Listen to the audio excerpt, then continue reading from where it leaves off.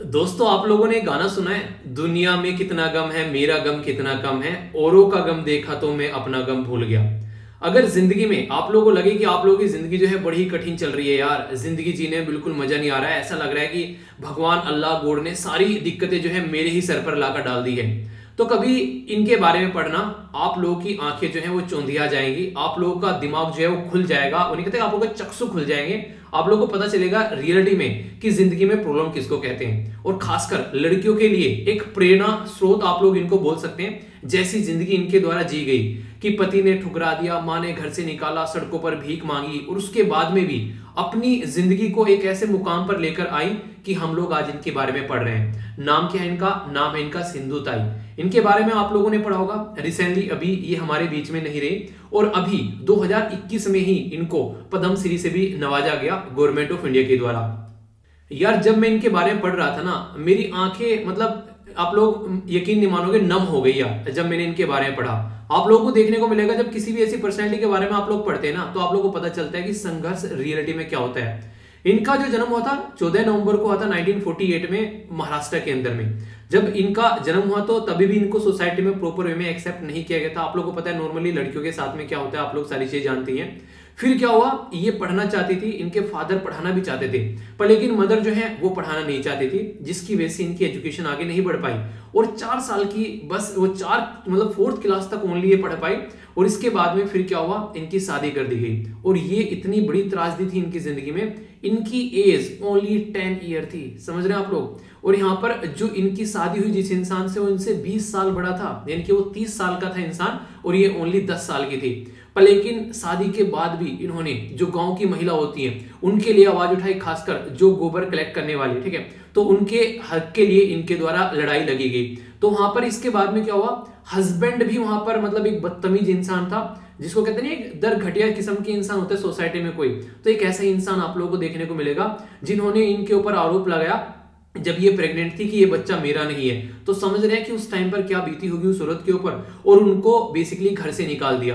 अब जब घर से निकली तो एक जो लड़की होती है सहारा होता है उसका बेसिकली कि माँ का घर, कि हाँ माँ जाएंगे, कम से कम माँ जो है चीजों को समझेगी। माँ जो थी वो मुझे लग रहा कि वो भी इसी लेवल की थी, मतलब वो भी चीजों को अंडरस्टैंड नहीं कर पाई। जिसने पढ़ने नहीं दिया उसने बाद में भी एक्सेप्ट नहीं किया, उसने घर से निकाल दिया। तो फिर सोचो कि दुनिया कैसी होगी, मतलब पति ने घर से निकाल दिया, ऊपर से तोहमत लगाकर, और ऊपर से माँ ने जो है माँ ने भी एक्सेप्ट नहीं किया।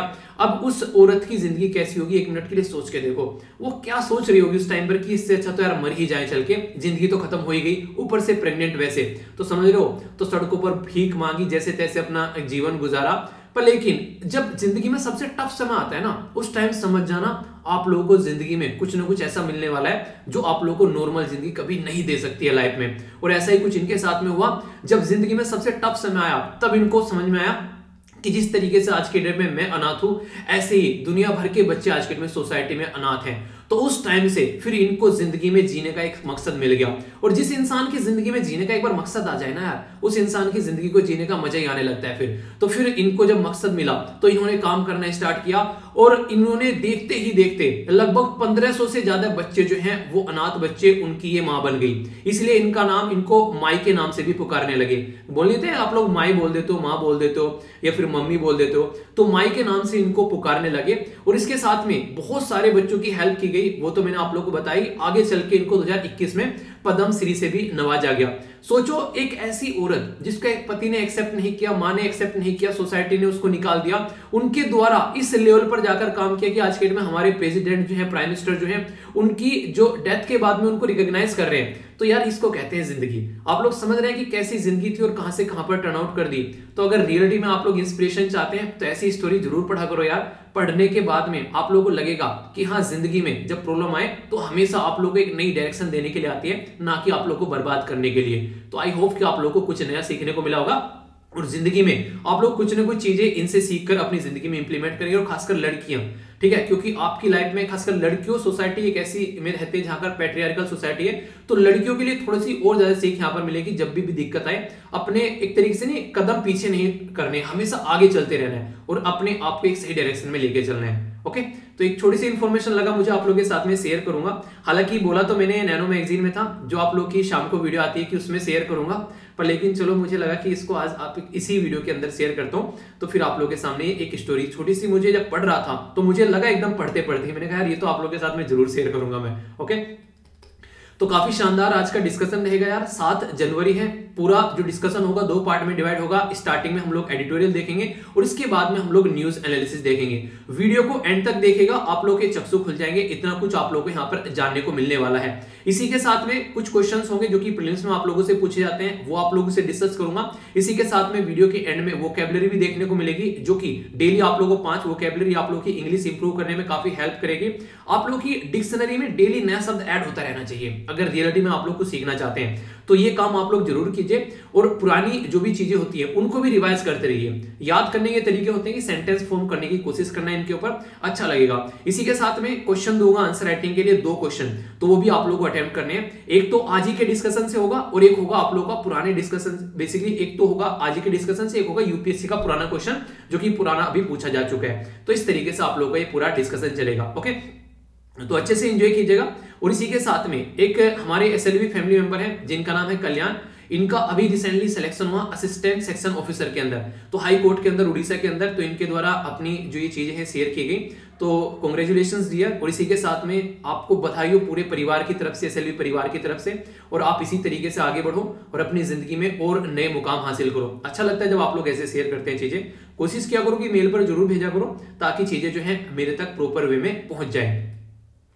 आइए सुबह सुबह आप लोगों को लेकर चलता हूं साउथ अफ्रीका। साउथ अफ्रीका, कल हमारा जो दिन था साउथ अफ्रीका के अंदर कुछ ज्यादा अच्छा नहीं रहा। अगर आप लोग क्रिकेट प्रेमी हो तो आप लोगों ने देखा होगा कल यहाँ पर जो टेस्ट मैच था वो हम लोग हार गए और इंडिया और साउथ अफ्रीका जो है वो एक मैच के साथ में अब यहाँ पर बराबरी पर आ गए हैं। ठीक है, नेक्स्ट जो मैच आप लोगों का होगा तो वो होगा 11 जनवरी को। तो all the best to Indian team और सबको जो भी यहाँ पर मैच देखते हैं। अप्रिशिएट किया करो यार, चाहे कोई हारे चाहे कोई जीते, अपने प्लेयर को हमेशा अप्रिशिएट किया करो। और अपने प्लेयर को क्या, मैं तो ये बोलूंगा कि जो भी अच्छा खेलता है उसको अप्रिशिएट किया करो, चाहे वो किसी भी टीम का प्लेयर क्यों ना हो, पर हाँ अपने प्लेयर को ज्यादा अप्रिशिएट करना है। ठीक है यार, अपने ना अपने ही होता है। ठीक है कितना ही मान लो तुम, अपनी ना चीजें अपनी होती है। तो अपना देश, अपने लोग अपने ही होते हैं। ओके, आइए आगे बढ़ते हैं। क्वेश्चन है कुछ आप लोगों के सामने, इनको अटेम्प्ट कीजिएगा। इसके बाद में फिर हम लोग आगे बढ़ेंगे। सबसे पहले बात करते हैं इंटरनेशनल मदर टंग डे के बारे में। तो ये किस दिन सेलिब्रेट किया जाता है? ये तो अभी रिसेंटली क्वेश्चन भी आप लोगों से पूछा गया था, इवन यूपीएससी के अंदर भी। ठीक है, तो यहाँ पर जो ईपीएफओ का पेपर था उसके अंदर चीजें पूछी गई थी। तो 19 फरवरी, 20 फरवरी, 21 फरवरी या फिर 22 फरवरी, ये आप लोगों को बताना है। ठीक है, इसी के साथ में अगर बात करें यहाँ पर ये अमेंडमेंट के बारे में बात की जा रही है। जब फंडामेंटल राइट के बारे में आप लोग बात करते हैं, एजुकेशन को फंडामेंटल राइट बनाया गया, तो संविधान में कौन सा संशोधन किया गया? 85th, 86th, 87th या फिर 88? तो ये ऐसा संशोधन था जिसने हमारी कंट्री में एजुकेशन को फंडामेंटल राइट बना दिया। समझ रहे हैं आप लोग? तो ये फंडामेंटल राइट जो बनाया गया था, ये आर्टिकल 21 के अंदर बनाया गया था, जिसके अंदर आप लोग राइट टू लाइफ के बारे में बेसिकली बात करते हैं। तो ये वही आर्टिकल है जिससे आप लोग की राइट टू प्राइवेसी निकल के आती है। ये वही आर्टिकल है जिसने आज की डेट में सबसे ज्यादा लोगों को एक ऐसा अधिकार दिया है जिसको सबसे ज्यादा चर्चित चीजों में रखा गया है। यहाँ पर सबसे ज्यादा डिस्कस्ड आर्टिकल आप लोग इसको बोल सकते हैं जो यहाँ पर डिस्कस किया जाता है। तो ये काफी इंपॉर्टेंट है, इसके बारे में कई सारी बातें आप लोगों से मैं डिस्कस करता ही रहता हूं। तो इसका आंसर आप लोग दीजिए, फिर आंसर मिलेगा। इसी के साथ में यहाँ पर बात की जा रही है एक पर्टिकुलर कम्युनिटी के बारे में, ट्राइबल कम्युनिटी, जिनका नाम है कोन्याक। ठीक है, तो ये रिसेंटली अभी न्यूज में थी। यहाँ पर किस स्टेट से बिलोंग करती हैं? आसाम, मेघालय, मिजोरम या फिर नागालैंड? आखिर न्यूज में क्यों थी? क्योंकि यहाँ पर ये arm force special power act के लिए प्रोटेस्ट कर रही थी, उसकी वजह से काफी ज्यादा ये न्यूज में आ गई थी। तो कई सारी ट्राइबल कम्युनिटी के बारे में पूछा जा सकता है। और arm force special power act आप लोगों को पता है अभी बहुत ज्यादा कंट्रोवर्सी में आ गया, उसकी वजह से भी काफी सारी चीजें न्यूज में थी। ओके, तो इसके बारे में आप लोगों को आइडिया होना चाहिए। काफी अच्छा लगा यार, आप लोगों तो रिकॉर्ड पर रिकॉर्ड बनाते जा रहे हैं। कल जो है नैनो मैगजीन पर आप लोगों ने रिकॉर्ड बनाया, काफी अच्छा लगा। इस तरीके से मतलब सारे बच्चे जो है कोशिश कर रहे हैं कि शाम को शाम का काम निपटा दे। और फिर इससे भी अच्छी बात ये लग रही है सुबह को भी आप लोग उठ जा रहे हो। ये रियलिटी में यार सबके बस की बात नहीं होती है। अपना पैटर्न इस तरीके से फॉलो करके चलना। मॉर्निंग में बहुत सारे बच्चे मॉर्निंग में उठकर वीडियो देख रहे हैं जल्दी, तो ये मुझे वाकई में ही अच्छा लगा। नॉर्मली शाम तक तो सब देख ही लेते हैं, पर मॉर्निंग में अपना काम निपटा लेना ये वास्तव में अप्रिशिएट करने लायक है। तो कोशिश करो कि जो भी चीजें होती हैं अपना उसी टाइम पर निपटा लो, फिर अपने दिन को आप लोग अच्छे से स्टार्ट करो। ठीक है, तो ये चीजें हैं। और जो भी आप लोग 3 काम आप लोगों को बोलता हूँ वो आप लोग जरूर किया करो। इससे वीडियो जो है वो यूट्यूब को एक फीडबैक मिलता है कि हाँ वीडियो जो है वो अच्छी है, और बहुत सारे बच्चों को इससे नोटिफिकेशन भी पहुंच रहा है आज की डेट में। तो ये एक अच्छी चीज हो रही है। तो आप लोग ये 3 काम जरूर किया करो। ठीक है, आइए अब आगे चलते हैं, आज के एडिटोरियल के ऊपर नजर डालते हैं। एडिटोरियल के ऊपर नजर डालते हैं जो कि काफी इंपॉर्टेंट है। इसके बाद में फिर हम लोग न्यूज एनालिसिस देखेंगे, एक बार ओवरव्यू लेते हैं जिससे आप लोगों को कई सारी इंपॉर्टेंट चीजें जो है वो जानने को मिलेगी। सबसे पहला जो आर्टिकल है यहाँ पर ओमिक्रॉन की वजह से हमारे देश में एक इंसान की जान चलेगी, उसी के बारे में बात की जा रही है। इसके बारे में कुछ फैक्ट्स मैं आप लोगों को बताना चाहूंगा।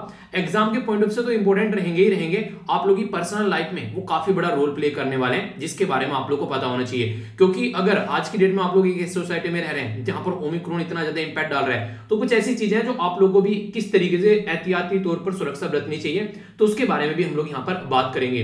ये साइड में जो आर्टिकल है यहां पर बेसिकली बात कर रहा है कि जब भी कोई पर्टिकुलर इलेक्शन आते हैं उस टाइम पर गवर्नमेंट जो है वो लोगों को कैसे लुभाने की कोशिश करती है, तो इसके बारे में हम लोग जानेंगे। बात तो की रखी है कि यहां पर बात, इसका टाइटल आप लोगों को देखने को मिलेगा the politics of minimum support price. तो कहने के लिए यहां पर ये लिखा हुआ है, पर लेकिन रियलिटी में मिनिमम सपोर्ट प्राइस के बारे में यहां पर कोई ऐसा जिक्र है नहीं। ये अलग तरीके से चीजों को प्रेजेंट करने की कोशिश की जा रही है। तो समझेंगे आर्टिकल में कुछ इंटरेस्टिंग चीज आप लोगों को जानने को मिलेगी अपने पॉलिटिशियन के बारे में, जो कि आप लोग समझ पाएंगे।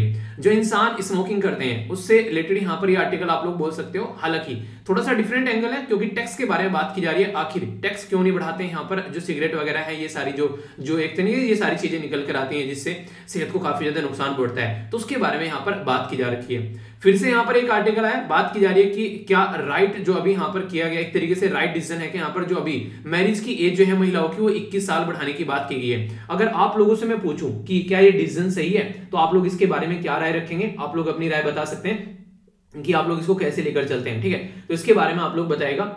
ये यहाँ पर जो राइटर हैं वो अपना एक्सपीरियंस शेयर कर रहे हैं। यहाँ पर ये 17वीं सेंचुरी की एक सराय है जो कि यहाँ पर बनाई गई थी आदिल शाह के द्वारा। कहां पर है ये आप लोगों को बीजापुर, खासकर बेंगलुरु के लगभग 550 किलोमीटर दूर देखने को मिलेगी। तो उसी का अपना एक्सपीरियंस यहाँ पर ये शेयर कर रहे हैं, ठीक है? तो मन करे तो पढ़ लेना, वैसे मुझे कोई ज्यादा इंपॉर्टेंट ये लगा नहीं। अगर आप लोगों को लगता है कि एक्सपीरियंस पढ़ना है किसी का, तो आप लोग पढ़ सकते हैं, ठीक है? इससे अच्छा टाइम देकर आप लोग हिस्ट्री का कोई कल्चर का पोर्शन पढ़ लेना, वो ज्यादा बेटर रहेगा, ठीक है? यहाँ पर जो ये आर्टिकल है, बेसिकली आर्टिकल क्या डेटा पॉइंट आता है यहाँ पर, डेली कोई ना कोई आप लोगों को डेटा पॉइंट यहाँ पर देखने को मिलता है। तो कई बार इंपॉर्टेंट रहता है। जैसे आज यहाँ पर बात करें तो बात की जा रही है कि हमारी कंट्री में जो भी इंडस्ट्रियल प्रोडक्शन रहता है, खासकर जब हम लोग बात करते हैं गाड़ियां बनाई जाती हैं, 3 व्हीलर बनाए जाते हैं, स्कूटर बनाए जाते हैं, कार बनाई जाती है, तो उसके बारे में यहाँ पर बात की जा रही है। तो कुछ बातें आप लोग याद रखिएगा। अभी रिसेंटली हमारी कंट्री में अगर आप लोग बात करेंगे, जो कि यहाँ पर अगर मोटे मोटे तौर पर देखा जाए, अब जो दिसंबर 2020 में बोला गया यहाँ पर लगभग 15.6 लाख के करीब हमारी कंट्री में जो व्हीकल है वो बेचे गए, यानी कि जो भी वाहन बेचे गए यहाँ पर। जबकि अगर बात करें दिसंबर 2020 में इनकी जो संख्या थी वो लगभग 18.6 थी यहाँ पर लाख, यानी कि अभी यहाँ पर दिसंबर के महीने में इनकी संख्या घट गई है। पहला तो ये बताया गया, आखिर लोग खरीदेंगे कैसे? लोगों के पास में पैसे ही नहीं है प्रॉपर वे में, लोग प्रॉब्लम इतनी फेस कर रहे हैं, तो कैसे चीजें चलेगा? इसी के साथ में यहाँ पर 3 व्हीलर की जो सेल है वो एक ऐसी चीज है जो कि इंक्रीज हुई है। कुछ सारे लोग ऐसे होंगे, बहुत सारे, जिनके द्वारा 3 व्हीलर खरीदे गए होंगे आगे रोजी रोटी का ध्यान में रखते हुए कि चलो यार ये एक तरीके से ऑटो रिक्शा ही चला लेते हैं, तो वो वाला फंडा आप लोग यहां पर बोल सकते हैं। जो इंपॉर्टेंट मुद्दा मुझे लगा, जो सोचने के ऊपर मजबूर करता है, कि ट्रैक्टर की जो सेल है वो काफी ज्यादा लगभग 10% जो है वो नीचे आ गई, यानी कि किसानों की हालत जो है वो और ज्यादा खस्ता हुई है, इससे आप लोग ऐसा बोल सकते हैं। तो यहाँ पर कई सारी ऐसी बातें बताई गई हैं कि क्या क्या चेंजेस अभी यहाँ पर देखने को मिले 2 व्हीलर में, ट्रैक्टर में, पैसेंजर वाली उसमें, कमर्शियल व्हीकल में, तो उनके ऊपर एक डेटा यहाँ पर प्रस्तुत किया गया है। और कौन कौन सी कंपनी, जैसे मारुति सुजुकी होगी, ठीक है, हुंडई होगी, इसी के साथ में किया मोटर्स होगी, टाटा हो गई, महिंद्रा हो गई, निसान हो गई, किस किस के द्वारा कितना कितना चीजें यहाँ पर बेची गई हैं, वो चीजें बता रखी हैं। तो इसका मैं आप लोगों को जो स्क्रीनशॉट है वो आप लोगों को टेलीग्राम पर प्रोवाइड करा दूंगा, आप लोग वहां पर जाकर देख लीजिएगा। सारी चीजें आप लोगों को यहाँ पर इकट्ठी मिल जाती है। जैसे कई सारे आप लोगों ने देखा, कल भी मैंने डेटा पॉइंट यहाँ पर प्रोवाइड करा दिया था आप लोगों को। इसी के साथ में कई सारे इंपॉर्टेंट नोट्स मैंने यहाँ पर प्रोवाइड कराए थे, और इतनी जल्दी इतने सारे मेंबर जुड़ जाएंगे यार, ये तो एक्सपेक्टेशन से दूर हो गया। इतनी ज्यादा जरूरत थी आप लोगों को इस चीज की, तो अच्छे से देखिएगा। वोकैबुलरी वगैरह एक आर्टिकल डेली पढ़ने के लिए देता हूँ, जो भी इंपॉर्टेंट नोट्स होते हैं। जैसे कल मैंने कई सारे इंपॉर्टेंट नोट्स यहाँ पर शेयर किए, तो इनको आप लोग एंजॉय कर सकते हैं। ये SLVpedia के नाम से, जैसे विकीपीडिया आप लोग यूज करते हैं ना, ऐसी SLVpedia के नाम से टेलीग्राम मैंने बना दिया है। आगे से आप लोग अगर फोन में इसको रखेंगे आसानी से, आप लोग कहीं पर भी घूम रहे हैं तो कोई दिक्कत नहीं रहेगी, इसको आप लोग एंजॉय कर सकते हैं। 15,000 लोग जुड़ गए यहाँ पर 3-4 दिन के अंदर, समझ रहे हैं आप लोग। इसी के साथ में ये टेलीग्राम ग्रुप आप लोगों का है, जहां पर आप लोगों को सारी PDF वगैरह इकट्ठी मिल जाती है, जिसको आप लोग ज्वाइन कर लेना। और एक यहाँ पर आप लोगों को देखने को मिलेगा आंसर राइटिंग के लिए, तो उसको आप लोग ज्वाइन कर लेना अगर आप लोग आंसर राइटिंग करना चाहते हैं। तो 3 टेलीग्राम ग्रुप है, अलग अलग है तीनों, जिसमें प्रॉपर वे में, सिस्टमेटिक वे में सारी चीजें आप लोग को देखने को मिलेगी, और जहां पर आप लोग चीजों को अच्छे से एंजॉय कर सकते हैं, ठीक है। बाकी यहाँ पर ये वाला जो आर्टिकल है इसको मैं आप लोगों को सबसे स्टार्टिंग में ही बताता हूं ताकि आप लोग चीजों को अंडरस्टैंड कर सकें। ये आर्टिकल थोड़ा सा ऐसा है कि एक तरीके से चौंका देने वाला है दुनिया को। आखिर चौंका देने वाला क्यों बोला दुनिया को? क्योंकि यार आज की डेट में आप लोगों को देखने को मिलेगा कि दुनिया में अगर कोई महान प्लेयर है और महान प्लेयर को खेलने से रोक दिया जाए तो आप लोग क्या बोलोगे उसके बारे में? आखिर ऐसा क्या हुआ, इसके बारे में बात करते हैं। आप लोग पहले यहाँ पर ये देखिए, ये है ऑस्ट्रेलिया के प्राइम मिनिस्टर जिनका नाम है स्कॉट मॉरिसन। स्कॉट मॉरिसन साहब के द्वारा लिखा गया यहाँ पर कि जो नवाक जोकोविच साहब है, ठीक है, उनका वीजा जो है वो कैंसिल कर दिया गया है। यानी कि नवाक जोकोविच को अभी फिलहाल जो है ऑस्ट्रेलियन ओपन खेलने से रोक दिया गया है। आप लोग बोलोगे ऐसा कैसे हो गया, दुनिया का इतना महान प्लेयर उसको यहाँ पर खेलने से रोक दिया गया है, आखिर ऐसी क्या कंडीशन बन गई है? तो कंडीशन ये बनी हुई है कि स्टार्टिंग से अगर आप लोग यहाँ पर बात करोगे तो जो नवाक जोकोविच साहब हैं वो दवाइयों को लेकर ज्यादा सीरियस रहे नहीं है कोविड-19 की, और हमेशा उन्होंने इन वैक्सीन का अपोज किया है। क्योंकि आप लोगों को पता है वैक्सीन और मेडिसिन में डिफरेंस होता है। वैक्सीन क्या होती है? वैक्सीन होती है कि किसी पर्टिकुलर बीमारी को होने से पहले लगाया गया डोज, तो उसको वैक्सीन बोलते हैं। मेडिसिन यानी कि कोई बीमारी हो चुकी है उसको ठीक करने का, क्योर करने का तरीका, उसको मेडिसिन बोलते हैं। तो वैक्सीन प्रिवेंशन का काम करती है, ये उनको भी लगानी पड़ती है जो कि बीमार नहीं है, और यहाँ पर मेडिसिन तो हर का इलाज करने के लिए किया जाता है। तो सोचो अगर कोई बीमार नहीं है उसको बोलो वैक्सीन लगा लो, तो ये इंडिविजुअल का अधिकार होना चाहिए कि हाँ उसको वैक्सीन लगवानी है या फिर नहीं लगवानी है, तो ये उसके ऊपर अधिकार होना चाहिए। नॉर्मली इसके ऊपर डिबेट भी चलते हैं कई सारे, पर लेकिन दूसरा इंपॉर्टेंट डिबेट यहाँ पर ये भी छूटता है कि आप लोगों की हेल्थ जब तक आप लोगों को नुकसान पहुंचाई गई है तब तक सही है, वो आप लोगों का अधिकार हो सकता है। पर लेकिन अगर आप लोगों की हेल्थ जो है वो ऐसी बीमारी लेकर घूम रही है जो कि दूसरों को भी नुकसान पहुंचा सकती है, तो फिर वो आप लोगों का अधिकार नहीं हो सकता। फिर तो वो कम्युनिटी के ऊपर इंपैक्ट डालोगे, आप सोसाइटी को बर्बाद कर दोगे। कोई बीमारी लेकर आप लोग घूम रहे हैं और दुनिया को आप लोग बीमारी दे रहे हैं, ठीक है। तो इस तरीके से समझ सकते हैं। इवन आज की डेट में अगर बात करें, जैसे आप लोगों ने सुना होगा जो कि यहाँ पर नहीं एक तरीके से जो कुछ ऐसी महिलाएं होती हैं जो देह व्यापार करती हैं, आप लोगों ने प्रोस्टिट्यूशन के धंधे में जिनको देखा होगा, उनको भी अगर किसी को एड्स हो जाता है तो उनको वो काम करने से रोक दिया जाता है, क्योंकि वो एड्स अब उन तक ही सीमित नहीं रहेगा। जो भी उनके साथ फिजिकल रिलेशन बनाएगा उन तक भी वो एड्स जो है वो बढ़ता हुआ नजर आएगा। तो इसीलिए यहाँ पर अगर कोई पर्टिकुलर पर्सन ऐसी बीमारी लेकर घूम रहा है कि वो बीमारी किसी और को भी लग सकती है और उसने यहाँ पर वैक्सीन नहीं लिया, जबकि यहाँ पर मैंडेटरी रखी है कई सारी कंट्री के द्वारा कि वैक्सीन लगाकर ही आप लोग यहाँ पर एंट्री करोगे, तो उसके चलते यहाँ पर नवाक जोकोविच ने क्लियरेंस लिया। पर लेकिन ये बोला गया यहाँ पर जो भी अथॉरिटीज थी यहाँ पर उनके द्वारा कि नवाक जोकोविच ने जो प्रॉपर डॉक्यूमेंट्स नहीं दिखाए जो होने चाहिए थे इनको क्लियरेंस देने के लिए, और ऑस्ट्रेलिया के द्वारा यहाँ पर ये इस चीज को ध्यान में रखते हुए नवाक जोकोविच का जो वीजा है वो यहाँ पर कैंसिल कर दिया गया है। तो एक काफी महान प्लेयर, महानता के बारे में बात करूं तो आप लोग समझ सकते हैं ये दुनिया के सबसे 3 महान प्लेयर हैं, नवाक जोकोविच, रोजर फेडरर और राफेल नडाल। हर एक इंसान इनके बारे में जानता है। तीनों के तीनों आज की डेट में इक्वल स्टेज पर बैठे हुए हैं। तीनों के पास में आज के डेट में 20 ग्रैंड स्लैम आप लोग यहाँ पर देखने को मिलेंगे।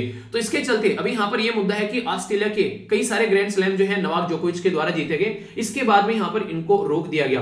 तो यहाँ पर ऑस्ट्रेलिया के अंदर से कई सारी बातें निकल कर आ रही है कि ये बोलते हैं यहाँ पर, हालांकि देख कई सारे लोगों के द्वारा ये बातें बोली गई कि आज की डेट में अगर बात की जाए कि किसी पर्टिकुलर पर्सन को, तो क्या इन्होंने इवन अपने लोगों को भी, अगर किसी देश के अंदर ऐसे के अंदर फंसे हुए हैं जहां पर बहुत ज्यादा कोविड-19 के केस आ गए, अपने लोगों को भी इन्होंने अलाउ नहीं किया जब यहाँ पर कि हाँ जब तक यहाँ पर चीजें ठीक ना हो जाए। ये बातें आप लोगों को देखने को मिलेगी इनके द्वारा। लगभग ऑस्ट्रेलिया के बारे में अगर आप लोग बात करेंगे आज के डेट में, मोटे मोटे तौर पर देखेंगे, यहाँ पर है एग्जैक्ट ऑस्ट्रेलिया, अपनी कंट्री यहाँ पर है। अगर आप लोग मोटे मोटे तौर पर बात करेंगे तो लगभग 90% पॉपुलेशन ऐसी है जिसको ये वैक्सीनेट कर चुके हैं ऑस्ट्रेलिया के अंदर में, और सबसे कम डेथ रेट आप लोग यहाँ पर देखने को मिलेगा।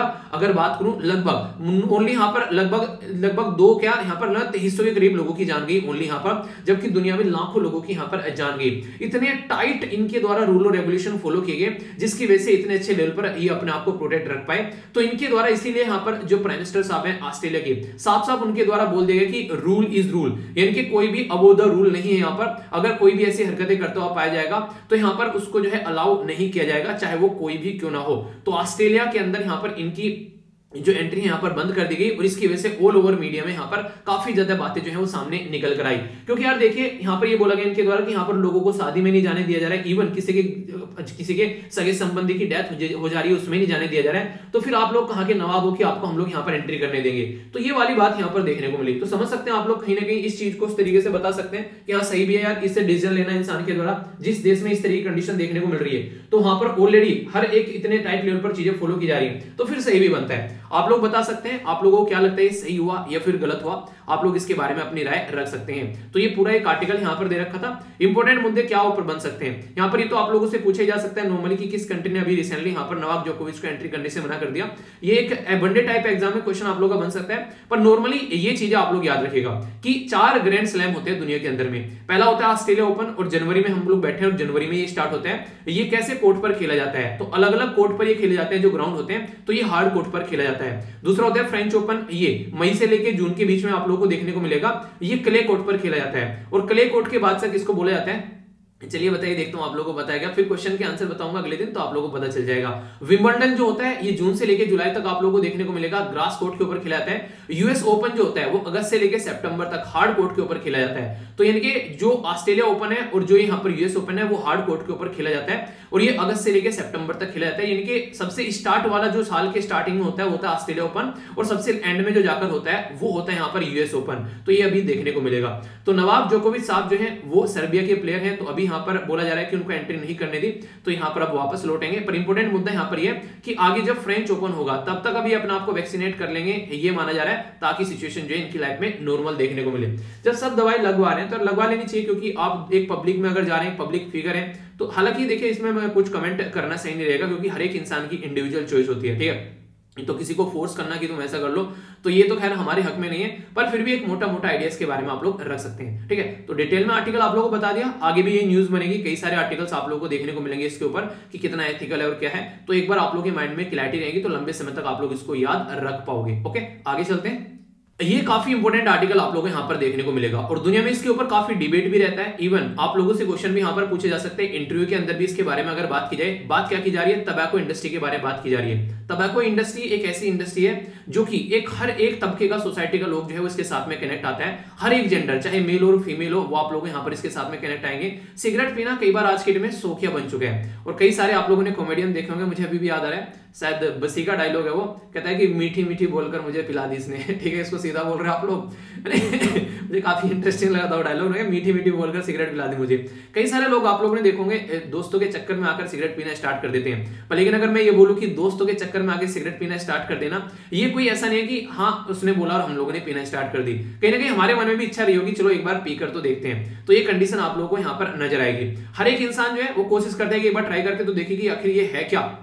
तो यहाँ पर ऐसी चीजें देखने को मिलती हैं जो देखते हैं आखिर कंडीशन पता है क्या निकल के आती है। इंटरेस्टिंग चीज आप लोग देखो, जब बच्चे जो हैं अपने, नॉर्मली क्या होता है, बच्चे जब पैदा होते हैं वो अपने माँ बाप को घर में या फिर सोसाइटी में लोगों को देख देख कर बड़े होते हैं। जब उनको हर जगह सोसाइटी में जहां जाओगे सिगरेट पीता हुआ कोई इंसान देखने को मिल रहा है, तो उनको लगता है कि यार ये कोई अच्छी चीज होती होगी जो सब पी रहे थे मजे में, ठीक है। तो वही बात होगी यहाँ पर। संदीप महेश्वरी सर का एक मैं बेसिकली एक स्पीच सुना था, तो उसमें उन्होंने बोला भी था, कह रहे हैं कि मेरा बेटा अगर मेरे से पूछे कि सिगरेट पीनी चाहिए या नहीं पीनी चाहिए, तो उन्होंने उसमें बोला कि देखो यार मैं उसके ऊपर छोड़ दूंगा, मैं उसको बोलूंगा देखो मैंने पीनी स्टार्ट की है, मुझे दिक्कत हुई और मैंने छोड़ दी, अब तुमको क्या लगता है ये सही है या फिर गलत है, तुम खुद से डिसाइड करो। तो देखिए एक्चुअल में तो होना ऐसे ही चाहिए कि सामने वाले को उसके प्रोज एंड कॉन्स बता दो, क्या सही है क्या गलत है उसके बारे में वो बता दो, और फिर उसको खुद से डिसाइड करने दो। पर लेकिन कुछ चीजें ऐसी होती है जो इंसान को लत लग जाती है, तो वो फिर इंसान नहीं छोड़ पाता है। पर लेकिन अगर आपका डिटर्मिनेशन हो तो आप लोग इसको 1 मिनट के अंदर छोड़ सकते हैं, ठीक है। ये आप लोगों के सामने चीजें देखने को मिलेगी। कई सारे बोलेंगे ऐसा थोड़ी ना पॉसिबल है, तो यार देखो ये सारी चीजें मैंने कई बार देखी अपनी जिंदगी में, तो यहाँ पर आप लोग आसानी से इसको छोड़ सकते हैं। कई सारे ऐसे लोग मैंने देखे हैं जिन्होंने एक बार बोल दिया और फिर उन्होंने सिगरेट को हाथ भी नहीं लगाया, बीड़ी को हाथ भी नहीं लगाया, ठीक है। तो ये आप लोग समझ सकते हैं, पर लेकिन इसके अंदर बहुत तकड़े वाला डिटर्मिनेशन चाहिए, तो ये आप लोगों को यहाँ पर देखने को मिलेगा। मेरे फादर साहब जो हैं वो भी यहाँ पर बीड़ी पिया करते थे, पर एक दिन उन्होंने डिसाइड किया, और भाई साहब उस दिन के बाद में आज बैठा हूं मैं, लगभग 4-5 साल हो गए, उन्होंने आज तक उसको टच नहीं किया, ठीक है। तो आर्मी पर्सन की एक आप लोग ये डेडिकेशन तो आप लोग देख सकते हैं कि अगर कोई डिसाइड कर ले तो क्या क्या कर सकता है। तो वही बात है, पर लेकिन आप लोग भी चाहे तो इसको डिसाइड कर सकते हैं, पर लेकिन आप लोग को उसके बारे में सोचना पड़ेगा और थोड़ा सा टाइट आप लोगों को डिसीजन बनाना पड़ेगा कि आप लोग के आसपास में कोई पीता हुआ भी पाया जाए तो आप लोग उससे इंपैक्टेड न हो। पर लेकिन अभी ये आर्टिकल है उसके बारे में बात करते हैं। अभी आज की डेट में जो टबैको इंडस्ट्री है वो लोगों को काफी लार्ज स्केल पर यहाँ पर मार रही है, जिसमें 13 लाख के करीब इंडियन आप लोग को ऐसे होंगे जो कि यहाँ पर जान जाती है। समझ रहे हैं आप लोग, बोलते हैं ना कि यहाँ पर कोविड-19 ने लोगों की जान ले ली। आप लोग समझ रहे हैं कि एक साल में कोविड-19 13 लाख लोगों को मार के चला गया, ठीक है। हर साल क्या वो 13 लाख लोगों को मारता है, भाई साहब तंबाकू मारता है हर साल 13 लाख लोगों को, जिसके बारे में हम लोग बात भी नहीं करते हैं, और ये हर जगह खुलेआम बिकता है। ये ऐसा सामान है जिसको लोग एक तरीके से सालों से होगा तो पीते हैं, खड़े होकर टेंशन हो रही है चल सिगरेट सिलगा ले, समझ रहे हो आप लोग ये चीजें। तो ये ऐसी चीजें हैं कि कोविड-19 तो कुछ भी नहीं इनके आगे, ठीक है। जैसी आप भी चीजें आज के सोसाइटी में देखने को मिलती है। और इंपॉर्टेंट चीज क्या है, गवर्नमेंट भी रोकती, क्यों रोकेगी भैया, उनको तो टैक्स मिल रहा है, तो टैक्स सबसे ऊपर चलते हैं यहाँ पर, जो कि पैसा होता है, पैसा ने बाप बड़ा ना भैया सबसे बड़ा रुपया। तो फिर क्या चीजें रहेगी, तो वो चीजें आप लोगों को देखने को मिलेगी, जिसका एक कॉन्सेप्ट बन गया बाप बड़ा ना भैया सबसे बड़ा रुपया, उसको गटर में जाने से कोई रोक ही नहीं सकता, ठीक है। आगे बात करें तो एनुअल इकोनॉमिक बर्डन के बारे में जब आप लोग बात करोगे तो यहाँ पर लगभग हमारे देश के ऊपर 1,77,340 करोड़ रुपए ये आता है, लगभग जीडीपी का 1%, लगभग इससे थोड़ा सा ज्यादा हम लोग अपनी हेल्थ के ऊपर खर्च करते हैं। यानी कि समझ सकते हैं आप लोग यहाँ पर जितना हम लोग खर्चा अपनी हेल्थ के ऊपर करते हैं उतना ही लगभग बर्डन आप लोगों को यहाँ पर देखने को मिल जाता है आज की डेट में इस पर्टिकुलर चीज से। हालांकि उसको हम लोग बढ़ाने की बात कर रहे हैं, लगभग 2.5 तक ले जाने की बात कर रहे हैं जीडीपी का हेल्थ के ऊपर जो हम लोग खर्चा करते हैं, ठीक है। अभी जो मुझे सबसे ज्यादा दुख पहुंचाने वाली बात यहां पर लगी, स्कूल गोइंग जो बच्चे हैं, स्कूल में जाने वाले बच्चे जो कि 13 से लेकर 15 साल की एज के बीच में आप लोगों को देखने को मिलेंगे काफी लार्ज स्केल पर। 27 करोड़ लोग ऐसे हैं जो अबव द एज यहां पर आप लोगों को देखने को मिलेंगे 15, और 8.5% स्कूल गोइंग बच्चे आप लोग, यानी कि टोटल जो स्कूल में जाने वाले बच्चे हैं उसका लगभग मोटे मोटे तौर पर 10% बच्चे ऐसे हैं जो कि 13 से लेकर 15 साल की एज के बीच में, और जो यहाँ पर तंबाकू या फिर बीड़ी सिगरेट ये कंज्यूम करते हैं। तो आप लोग समझ सकते हैं कितना बड़ा तबका सोसाइटी में यहाँ पर देखने को मिलता है। इंटरेस्टिंग चीज बताऊं आप लोगों को, जो मुझे सुनकर भी हैरानी होती है, ये जो कंपनी है ना, ये टारगेट ही एक यंग जनरेशन को करती है। सोचो एक बार कोई यंग जनरेशन का बच्चा इनको मिल गया जिसकी एज है यहाँ पर मान लीजिए 13 साल, 13 साल में उसने सिगरेट पीना या फिर तंबाकू खाना स्टार्ट कर दिया। सोचो अगर 13 साल में खाना स्टार्ट कर दिया तो मतलब 50-60 तक तो जिएगा इंसान, क्योंकि जिस तरीके की हरकतें कर रहा है मुझे नहीं लगता कि 60 से ऊपर जाएगा। इतने बचपन में अगर कोई ऐसी हरकतें करना स्टार्ट कर देगा तो सोचो कि यहाँ पर अगर 20 साल से भी अगर पीना स्टार्ट कर देता है और 60 साल तक चलता है तो 40 साल तक वो उनका कस्टमर बन गया, 40 साल तक वो उनका प्रोडक्ट खरीदेगा। तो सोचो कितना बड़ा रेवेन्यू उनके लिए जनरेट हो गया। तो यहाँ पर पूरा खेल जो है वो पैसे का है, पैसे को ध्यान में रखते हुए सारी पॉलिसीज बनाई जाती हैं और उसी के ऊपर ये चीजें खेली जाती हैं। तो इनको समझा करो, थोड़ा सा अपनी हेल्थ के ऊपर फोकस किया करो।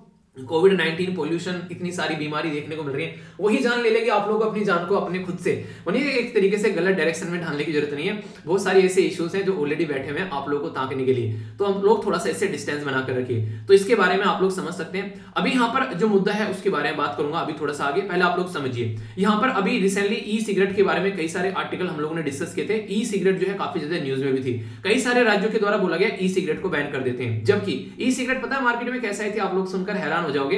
ये बोला गया था जो नॉर्मल लोग जो नॉर्मल सिगरेट पीते हैं वो अगर छोड़ नहीं पा रहे हैं तो ई सिगरेट पीना स्टार्ट कर दो। इससे क्या होगा, इससे आप लोग जो है कम हेल्थ को नुकसान पहुंचेगा और इसको आप लोग पी सकते हैं आसानी से, आप लोगों को ज्यादा नुकसान नहीं देखने को मिलेगा। यानी कि एक तरीके से एक प्रोडक्ट को छोड़कर दूसरे प्रोडक्ट की लत लगाने की बात यहां पर की गई, तो ऐसा आप लोगों को यहां पर देखने को मिलेगा। ये तो वही बात हो गई कि एक इंसान किसी का मर्डर कर रहा है कि मर्डर मत कर, बस हाथ पैर तोड़कर छोड़ दे यार उसके, ये चीजें हो गई, मतलब एक तरीके से बर्बाद करके छोड़ दो उसको। ये सारी चीजें आप लोगों को देखने को मिलेगी। तो बहुत सारी कंपनी आप लोगों को देखने को मिलेगा, बोलेगी घी मत खाओ, सरसों का तेल मत यूज करो, अरे फैट बढ़ता है, क्या खाओ भाई साहब इनके रिफाइंड खा लो। मतलब ये सारी चीजें आप लोग आज के में समझेंगे ना, ये सारे मार्केटिंग के फंडे आप लोगों को फैट बोलकर आप लोगों को ऐसी चीजें खिलाते हैं जिसकी कुछ हद नहीं है। न्यूट्रिशन बोल के आप लोगों को एक तरीके से फैट फ्री बोल के आप लोगों को पता नहीं क्या क्या चीजें चिपकाते हैं आज की डेट में। ये सारी चीजें आप लोगों की हेल्थ को बहुत ज्यादा नुकसान पहुंचाती है। हमेशा अपने एरिया में, लोकल एरिया में मिलने वाली चीजें खाइए। लोकल एरिया में अगर आप लोगों को सरसों का तेल मिलता है बेस्ट है भाई साहब, लोकल एरिया में गोले का तेल मिलता है बेस्ट है भाई साहब, लोकल एरिया में आप लोगों को बादाम का तेल मिलता है तो बेस्ट है भाई साहब। ये रिफाइंड और इनके चक्कर में पड़कर लोग जो है कई बार अपनी जो है चीजों को बर्बाद करते हुए नजर आते हैं। पुराने टाइम पर आप लोगों ने देखा होगा लोग ऐसी चीजें यूज नहीं किया करते थे, पर लेकिन आज की डेट में मिलावटी चीज इतने हो गई हैं और लोग जो है आज की डेट में एडवर्टीजमेंट के इतने बुढ़ावे में आते हैं, और गलती उनकी भी नहीं है, जिनको फॉलो करते हैं बड़े बड़े स्टार जो होते हैं वो भी ऐसे अगर ऐड करते हुए नजर आएंगे कि कमला पसंद खा लो, वो जवान मर्दों की पसंद कमला पसंद। तो ऐसी चीजें अगर देखने को मिलेगी तो आप लोग समझ ही सकते हैं ऐसे ऐसे लीडर, तो उनके बारे में क्या ही बोला जाए। मतलब ये सोचने वाली बात हो जाती है कि यार किस तरीके से इंसान जो है यहाँ पर आज के डेट में ऐसे ऐड भी कर लेता है इसी पोजीशन पर होने के बाद में, पर लोग फॉलो करते हैं। तो ई सिगरेट जो है वो एक आज की डेट में यहाँ पर जो एक तरीके से चाइना से लेकर आई जाती है, इंटरेस्टिंग चीज तो है हमारे देश में बनाई भी नहीं जाती है। तो यहाँ पर हमारे देश पर वैसा बर्डन हो गया, क्यों? क्योंकि ट्रेड डेफिसिट बढ़ता है जब हम लोग ज्यादा इंपोर्ट करते हैं और एक्सपोर्ट कम करते हैं, यानी कि हम लोग बेचते सामान कम है और खरीदते ज्यादा है, तो हमारे देश के ऊपर इसका एक तरीके से भार बढ़ता है। 16 लगभग ऐसे स्टेट और यूनियन टेरिटरी है ऐसी लगभग 1 जिसके द्वारा ऑलरेडी ई सिगरेट को बैन कर दिया गया। तो इसके चलते यहाँ पर जो कई सारी हमारी कंट्री में खासकर जो Indian medical council of research है उनके द्वारा भी रिकमेंड किया गया कि कंप्लीट बैन लगा दो ई सिगरेट के ऊपर। तो फायदा क्या देखने को मिलेगा, एक तो चाइनीज माल हमारे देश में नहीं आएगा जो कि काफी इंपॉर्टेंट है, पॉइंट नंबर 2, लोगों की हेल्थ जो है वो अच्छी रहेगी यहाँ पर, जो कि काफी ज्यादा जरूरी है। तो वर्ल्ड हेल्थ ऑर्गेनाइजेशन के जो बेसिकली मेंबर कंट्री है उनको भी यहाँ पर बोला गया कि ई सिगरेट जो है आप लोग उसके ऊपर फोकस दे सकते हैं कि एक तरीके से उसके ऊपर एक दिक्कत अगर पहुंचा रही है सोसाइटी के अंदर, कंट्रोल करने के प्रोविजन आप लोग यहाँ पर ले सकते हैं। इसी के साथ में अगर बात करें यहाँ पर ये बोलते हैं कि सेफ है, वो सारी चीजें देखिए गलत है ई सिगरेट के बारे में, और यहाँ पर लोगों को इसके बारे में आप लोग लिटरेट भी कर सकते हैं। कोई ऐसा प्रोडक्ट आता है निकोटिन बोल के, कम निकोटिन है, मार्केट देखो आप लोग यहाँ पर 19 मिलियन की एस्टिमेट मार्केट है भाई साहब, 19 बिलियन, मिलियन नहीं बोल रहा हूँ, वो भी डॉलर। सोच लो आप लोग यहाँ पर कितनी ज्यादा बड़ी मार्केट है यहाँ पर। तो जो कंपनी है ना ई सिगरेट बेचने वाली, वो आप लोग को ऐसे ऐसे फायदे बता देगी इसके कि भाई साहब इतना फायदा तो आप लोगों को आंवला खाने से देखने को नहीं मिलेगा जितना फायदा ई सिगरेट देखने से मिल जाएगा। मतलब उसके सारे वो नहीं, गंजे इंसान को कंघा बेचने वाली बात हो गई, उसको इतने फायदे बचा दो, अरे ये लो कंघा, आपके सर में ना ब्लड सर्कुलेशन बढ़ जाएगा, अरे 2-3 वाले तो कोई नहीं, उसी को आप लोग प्रकार जो है एक आपकी जो पर्सनैलिटी बन जाएगी। तो यार ये इंसान अगर इस तरीके की चीजें अगर कोई करता हुआ पाया जाता है तो ये सारी मार्केटिंग स्ट्रेटजी आप लोगों को देखने को मिलेगी। हालांकि ये एक तरीके से आप लोगों ने देखा होगा काफी लार्ज स्केल पर लोगों को इन्फ्लुएंस करने में सक्सेस भी हो जाते हैं, तो इसलिए इसके ऊपर यहां पर काम करना चाहिए। अभी आर्टिकल क्या बात कर रहा है, आर्टिकल के बारे में बात करूंगा आप लोगों से। तो आर्टिकल बोल रहा है कि आज की डेट में हम लोग क्या करते हैं, हम लोग इलिसिट ट्रेड यानी कि जो अवैध व्यापार होता है तो उसको रोकने के लिए हम लोग इसके ऊपर टैक्स नहीं बढ़ाते हैं। बहुत सारे लोग ये बोलते हैं कि अगर हम लोगों ने इसके ऊपर टैक्स बढ़ा दिया तो ये अवैध व्यापार होता हुआ नजर आएगा, ऐसा इनके द्वारा बोला जा रहा है। क्या ये सही बात बोली गई है? टबैको जो प्रोडक्ट है आज के डेट में अगर बात करें ज्यादा एक्सपेंसिव अगर होगा तो आप लोग क्या बोलते हैं क्या होगा, तो लोग जो है वो लेस कंज्यूम करेंगे इसको, कम पिएंगे इसको, ठीक है। और इसी के साथ में अगर बात करें कम होगा तो यहाँ पर लोग ज्यादा कंज्यूम करेंगे, तो कहीं और कोई ऑल्टरनेटिव देखेंगे, ठीक है। ये दोनों को हट करेगा, रेवेन्यू को हट करेगा, प्रॉफिट को हट करेगा, इवन हेल्थ पर नुकसान पहुंचाएगा। तो इसके चलते जो है लोग थोड़े बहुत इसको छोड़ते हुए नजर आएंगे।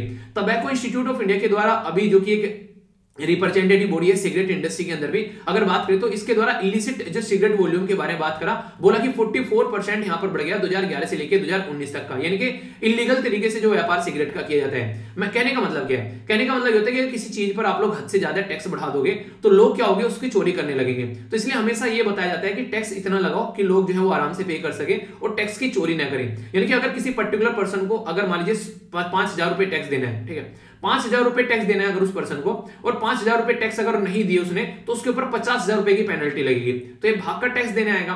अगर किसी पर्सन को 5,000 रुपए टैक्स देना है और ये 5,000 रुपए टैक्स नहीं दे रहा है, ये इसकी चोरी कर रहा है और इसको 500 रुपए की पेनल्टी देनी पड़ रही है, तो क्या दिक्कत है, 500 रुपए की पेनल्टी दे लेंगे। तो इससे आप लोग समझ सकते हैं। तो यानी कि टाइट थोड़े से रूल और रेगुलेशन भी इसके लिए बनाने चाहिए ताकि सिचुएशन को जो है थोड़ा सा यहाँ पर संभाला जा सके। और इवन WHO भी इसके बारे में कई सारी बातें बोलते हैं। अगर आप लोग बात करेंगे यहाँ पर बात करते हैं कि किस तरीके से आप लोग क्या क्या मेजर ले सकते हैं रिड्यूस करने के लिए, टबैको कंट्रोल करने के लिए, तो ये भी काफी इंपॉर्टेंट है। यहाँ पर बात करते हैं कि प्रमोट करना चाहिए अप्रोप्रिएट इकोनॉमिक और viable alternative to the tobacco grower. यानी कि मान लीजिए कोई पर्टिकुलर इंसान जो है वो टबैको आज के डेट में अपने खेतों में उगा रहा है, अगर वो टबैको उगा रहा है तो उसके पास में पूरी डिपेंडेंसी उसकी फैमिली की, परिवार की रोजी रोटी हो गई टबैको, कोई ऐसी चीजें चला रहा है, दुनिया भर के लोग इसमें काम कर रहे हैं, तो उसके लिए कोई ऑल्टरनेटिव आप लोग सुझाइए। जैसे नहीं बोलते किसानों को अगर खेतों से अगर फायदा नहीं हो रहा है तो आप लोग उनको दूसरे ऑल्टरनेटिव सुझाइए, किसी को डेयरी प्रोडक्ट में लगा देना, किसी को मधुमक्खी पालन में लगा देना, तो ये ऐसे ऑल्टरनेटिव हो जाते हैं। तो इसके चलते आप लोगों को फोकस देना पड़ेगा। इसी के साथ में मिटिगेट करना पड़ेगा हेल्थ और इन्वायरमेंटल जो भी हार्म्स होते हैं टबैको प्रोडक्ट की वजह से। तो आप लोगों को देखने को मिलेगा, भी मैंने बताया दुनिया भर के लोगों की जान जा रही है, इसके अलावा और क्या रह गया, जान है तो जान है, जान ही नहीं रहेगी तो फिर क्या हो गया। तो नेशनल लेवल पर, रीजनल लेवल पर और ग्लोबल लेवल पर आप लोगों को काम करना पड़ेगा, जब जाकर चीजें सुधरेंगी। लिमिटेशन आप लोगों को यहां पर रखनी चाहिए बिटवीन जो लॉ मेकर है और इंडस्ट्री के अंदर की, किस तरीके से यहाँ पर कि एक तरीके से प्रॉपर वे में आप लोगों को यहाँ पर ऐसा होता है कि जो लॉ मेकर है और जो टबैको की इंडस्ट्री है, टबैको बेचने वाले हमेशा क्या चाहेंगे, कभी भी इंडस्ट्री जो है वो रुके ना, इसको कोई प्रोफिट ना करे, इसको रोके ना। तो हमेशा जो लॉ मेकर है उनके बीच में एक साठगांठ हो जाती है। वो क्या कोशिश करते हैं कि चलो भाई साहब इसको हम रोकते नहीं है, इसके ऊपर कम टैक्स लगाते हैं, तो इसकी वजह से दिक्कतें देखने को मिलती है। तो इसको हम लोग को मॉनिटर करना पड़ेगा, ये सारी चीजें थोड़ा समझकर चलना पड़ेगा, प्रोटेक्ट करना पड़ेगा लोगों को टबैको स्मोकर जो है। इसी के साथ में कैसे क्विट इसको कर सकते हैं उसके बारे में बताना पड़ेगा, ठीक है। वॉर्न करना पड़ेगा कि टबैको के क्या क्या नुकसान हो सकते हैं। इन्फोर्स करने पड़ेंगे एडवर्टीजमेंट, प्रमोशन और स्पॉन्सरशिप, जिसके चलते बैन करने पड़ेंगे मतलब इनको, और ऐसे एडवर्टीजमेंट लाने पड़ेंगे जो कि यहाँ पर बोले कि इसकी वजह से बहुत ज्यादा नुकसान हो सकता है, ना कि वो एडवर्टीजमेंट की जमा मर्दों की पसंद कमला पसंद, वो वाली चीजें नहीं होनी चाहिए यहाँ पर, ठीक है। टैक्स इतना बढ़ा दो कि यहाँ पर बेसिकली कमर टूट जाए लोगों की खरीदने में भी और बनाने वालों को संभालने में भी। तो वो वाली चीजें आप लोगों को देखने को मिलेगी जब लोगों के ऊपर बर्डन पड़ेगा। तो लोग कोई अल्टरनेटिव खोजना स्टार्ट करेंगे, कहीं ना कहीं इससे बचना स्टार्ट करेंगे। तो ये काफी अच्छे तरीके यहाँ पर बेसिकली WHO के द्वारा भी सजेस्ट किए जाते हैं। तो आंसर राइटिंग में अगर आप लोग इनको लिखना चाहें ना, बड़े ही प्यारे ये बेसिकली आप लोग बोल सकते हैं सजेशन है। और इवन WHO का नाम भी आप लोग यहाँ पर लिख सकते हैं कि उसके द्वारा रिकमेंड किए जाते हैं। इसी के साथ में अवैध व्यापार के बारे में बात करते हैं कि टबैको प्रोडक्ट जो होता है उसके ऊपर बात करें तो आज की डेट में अगर टैक्स आप लोग बढ़ा देते हैं तो बोला जाता है कि protocol to eliminate the illicit trade in tobacco product. तो ये वर्ल्ड हेल्थ ऑर्गेनाइजेशन के Framework Convention on Tobacco Control के अंदर भी आता है। देखिए टबैको को ऊपर आप लोग कई बार देखा होगा, जिससे टबैको की ये एक कोई पैकेट होगा, ठीक है, उस पर 80% पर लगभग वार्निंग रहती है कि ये खाओगे पियोगे तो मर जाओगे, जिंदगी बर्बाद हो जाएगी। पर लेकिन डेयरिंग तो देखो, लोगों की पता है उस पर लिखा है कि मौत है ये, पर फिर भी खाते हैं। यही तो है जवां मर्दों की पसंद। तो ऐसी चीजें आप लोगों को देखने को मिलती है, तो इनको समझना चाहिए। इसी के साथ में कई सारी प्रोटोकॉल प्रोवाइड कराते हैं कि किस तरीके से एलिमिनेट कर सकते हैं कि गलत तरीके का जो व्यापार ऑलरेडी चल रहा है तो उसको रोक सकते हैं। तो कहने का मतलब यहाँ पर यह कहने का मतलब बेसिकली राइटर का, यार अगर आप लोगों को लगता है टैक्स बढ़ाने से टबैको के ऊपर यहाँ पर उसका अवैध व्यापार हो सकता है, तो दुनिया भर के प्रोविजन है इंटरनेशनल लेवल पर भी और कंट्री के अंदर भी लोग जो है कई सारे ऐसे प्रोविजन आप लोगों को देखने को मिलेंगे। और इंडिया ने ऑलरेडी रेक्टिफाइड कर रखा है यहाँ पर वर्ल्ड हेल्थ ऑर्गेनाइजेशन की प्रोटोकॉल। तो फिर आप लोग क्यों इनके ऊपर टैक्स नहीं बढ़ा सकते? तो आप लोग टैक्स बढ़ा सकते हो, तो ऐसा नहीं कि आप लोग टैक्स नहीं बढ़ा सकते। टैक्स बढ़ाने से क्या होगा, एक तो आप लोग के पास में रेवेन्यू ठीक ठाक आएगा, दूसरा लोग जो है उसके ऊपर बर्डन पड़ेगा, यहाँ पर इतने महंगे हो गए तो कहीं ना कहीं लोग पीना बंद करेंगे। जो पहले इस चेन स्मोकर था कि दिन में 4-4 सिगरेट पी गया, एक सिगरेट 100 रुपए की रख दो तो दिन में 400 रुपए की सिगरेट तो पीने से रहा इंसान। तो इस तरीके से आप लोग बोल सकते हैं, तो कुछ ना कुछ तो कम करेगा यहाँ पर, ऐसे कुछ सजेशन यहाँ पर दिया रहे हैं। पर लेकिन डर ये रहता है कि अगर ऐसा कुछ करेंगे तो उनका इलीगल व्यापार होना स्टार्ट हो जाएगा, तो उसके चलते आप लोग टैक्स नहीं बढ़ाते। इवन जब जीएसटी हमारे देश में लाया गया 2017 में, तब से लेकर 4 साल हो गए यहाँ पर, अब तक इसके ऊपर टैक्स नहीं बढ़ाया गया, ठीक है। कोई यहाँ पर no significance tax increase on any tobacco product, किसी के ऊपर भी। आप लोग समझ सकते हैं कितनी ताकतवर लोभी है यहाँ पर ये टबैको को बेचने वाले हैं, इसको कंट्रोल करके रखते हैं, ठीक है। अभी कुछ दिनों पहले मैं अभी जब गाड़ी की सर्विस कराने गया तो वहां पर बैठा हुआ था, तो एक पर्टिकुलर बंदा है अपनी गाड़ी लेकर, तो वो ऐसा बंदा था जो इन्हें जो सिगरेट वगैरह बेचे जाते हैं तो उसके बारे में बेसिकली वहां पर बैठकर बता रहा था, ठीक है। बात करते रहते हैं, मैं भी बैठा हुआ सुन रहा था। मैंने कहा देखो क्या बताता है। तो उसने बोला कि आज की डेट में अगर एक टबैको का जो खोखे वाला है ना, ठीक है, एक टबैको का जो खोखे वाला है वो भी लाखों रुपए की कमाई करके जाता है महीने में, अगर आप लोग बात करें एज कम्पेयर टू अगर एक मजदूर जो होता है वो सड़कों पर कमाता है। तो ये क्या करते हैं, खोखे होते हैं छोटे छोटे गली के नुक्कड़ के चौराहे पर, वो एक तरीके से सोसाइटी में इतने पेनिट्रेट कर चुके हैं आज के डेट में कि हर गली नुक्कड़ चौराहे पर आप लोगों को सिगरेट का खोखा मिल जाएगा। चाय बनाने वाला सिगरेट बेच रहा है, ठीक है, सब्जी बनाने वाले सोच लेता है चलो कुछ तो रख ले, ऐसे हर एक जो आप लोग जो परचून की दुकान देखने को मिलेगी वहां पर ये सारी चीजें मिली जाएंगी। तो ये ऑल्टरनेटिव हो चुका है आज की डेट में। तो इन सब चीजों को आप लोग बोल सकते हैं कि रोका। इवन आज की डेट में अगर ये चीज ऐसी बढ़ती है तो बहुत ज्यादा दिक्कतें आप लोगों को नुकसान देखने को मिलेगा, तो इसके ऊपर काम करने की बात की जाती है। कोई साइंटिफिक ऐसा कोई यहाँ पर और कोई ऐसा पब्लिक हेल्थ कोई रेशनल नहीं है कि आप लोग इंक्रीज ना करें टबैको के प्रोडक्ट पर टैक्स। आप लोग इंक्रीज कर सकते हैं कि हाँ, इस इंक्रीज करने से यहाँ पर इलिसिट यानी कि अवैध व्यापार बढ़ जाएगा, तो ये बिल्कुल फालतू की बात है। तो ये बातें इनके द्वारा यहाँ पर बताई गई हैं। मैं आशा करता हूँ आप लोगों के माइंड में इसको लेकर क्लैरिटी आई होगी। तो काफी डिटेल में ये आर्टिकल यहाँ पर डिस्कस किया ताकि आप लोगों को हेल्थ से रिलेटेड भी चीजें पता रहे और इन चीजों को भी अंडरस्टैंड किया जा सके, ठीक है। तो ये था यहाँ पर इंपॉर्टेंट आर्टिकल। अब जो नेक्स्ट आर्टिकल मैं आप लोगों से डिस्कस करने वाला हूँ वो भी एक काफी इंपॉर्टेंट आर्टिकल आप लोगों को देखने को मिलेगा कई तरीके से। एक तरीके से देखिए, कई सारे आर्टिकल ऐसे होते हैं जो कि आप लोग कई सारे फायदे पहुंचा के जाते हैं, खासकर आप लोग को एग्जाम के तो पॉइंट ऑफ से समझ में आता है, उसी के साथ में हेल्थ जो होते हैं वो काफी इंपॉर्टेंट इशू बन जाता है। अभी ओमिक्रॉन वायरस के बारे में आप लोगों को पता है, ओमिक्रॉन एक वेरिएंट आया कोविड-19 का नया निकल के, जिसने लोगों की जान लेना स्टार्ट कर दी। और हमारे देश में अगर स्टेट वाइज आप लोग देखेंगे, महाराष्ट्र, दिल्ली, केरला, राजस्थान, गुजरात, तमिलनाडु, तेलंगाना, कर्नाटक, हरियाणा, उड़ीसा, उत्तर प्रदेश, आंध्र प्रदेश, यानी कि टोटल मिलाकर बहुत कम ऐसे बचे हुए एरिया जहां पर आज की डेट में आप लोगों को देखने को मिलेगा कि ओमिक्रॉन के केस नहीं आए। और ये शायद कल या परसों का ही डेटा मैं आप लोगों के सामने रख रहा हूं। तो हमारी कंट्री में लगभग मोटे तौर पर बोले तो 850 के करीब केस आप लोग यहाँ पर देखने को मिल जाएंगे। अब मुद्दा ये आता है कि जो ये केस यहाँ पर निकल कर आ रहे हैं, आप लोग इनको कैसे लेकर चल रहे हैं, इन केसेस को आप लोग कैसे देख रहे हैं। तो यहाँ पर ये इतनी जल्दी इतने केस कैसे बढ़ गए। अभी दिसंबर के एंड में तो यहाँ पर इसका पता चला था ओमिक्रॉन का, इतनी जल्दी 800 केस हमारे देश में भी आ गए। जी हाँ, ये इतना ही प्यारा, ये बेसिकली इतना ही प्यारा ये छोटा सा वायरस है हमारा, जो खिलौना हमारा बन गया आज के डेट में, जो आज के डेट में आप लोगों को बड़ी ही जल्दी फैलता हुआ नजर आएगा। तो कहने का मतलब यहाँ पर ये कि इसके बारे में हम लोग को फोकस देकर चलना चाहिए, वरना बहुत सारी दिक्कत देखने को मिलेगी।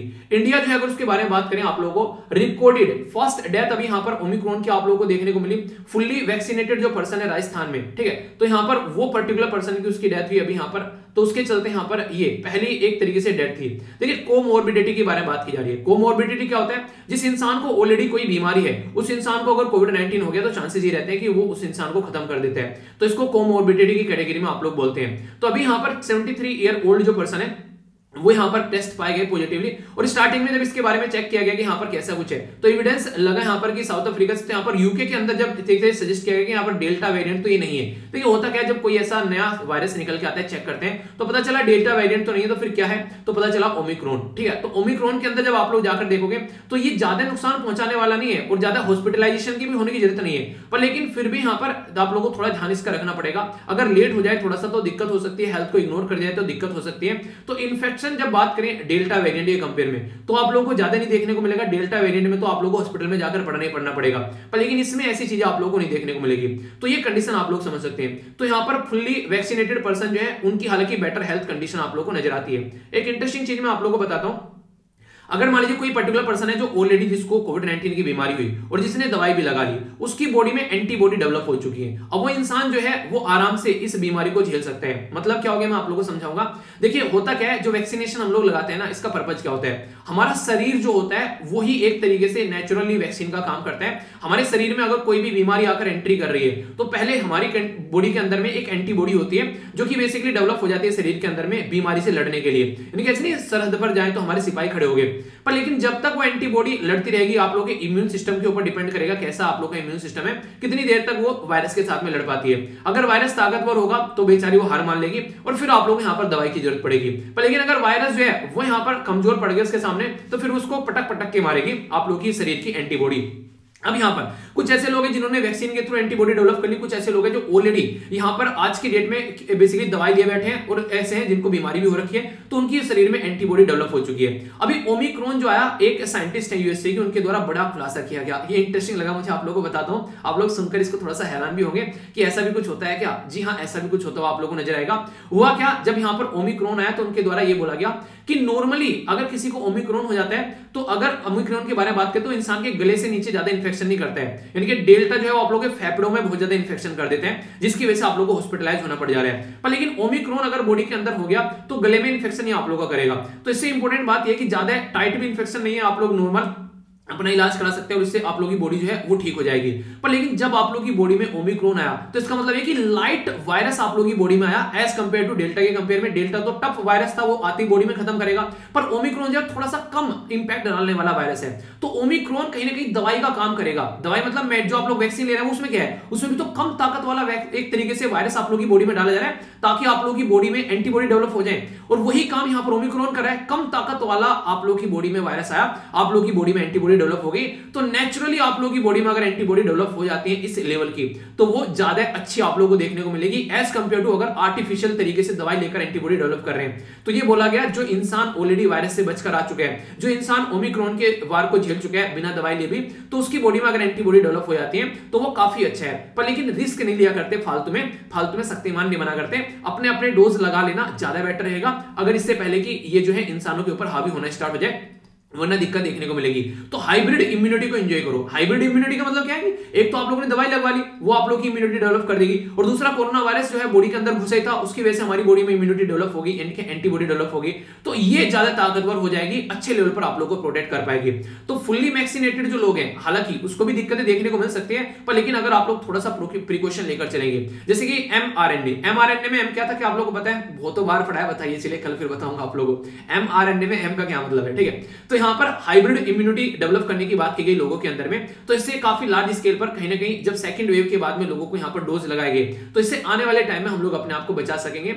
हमारे देश में 90% के करीब लोग ऐसे हैं जो ऑलरेडी क्रॉस कर चुके हैं, यहाँ पर अगर बात करें यहाँ पर डोज ले चुके हैं। तो इसके चलते जरूरी है कि आप लोग भी अपना कम से कम डोज लगवाएं। सिंगल डोज तो लोग लगवा ही चुके हैं, जो कि यहाँ पर 10% के करीब ओनली बचे हुए हैं, तो ये काफी ज्यादा जरूरी यहाँ पर हो जाता है। यूएसए के अंदर में जब फर्स्ट ओमिक्रॉन की डेथ हुई यहाँ पर, ठीक है, वो इंसान जो था वो एक तरीके से यहाँ पर अनवैक्सीनेटेड था, ठीक है, और कई जगह ऐसे भी केस देखने को मिला जहां फुल्ली वैक्सीनेटेड है।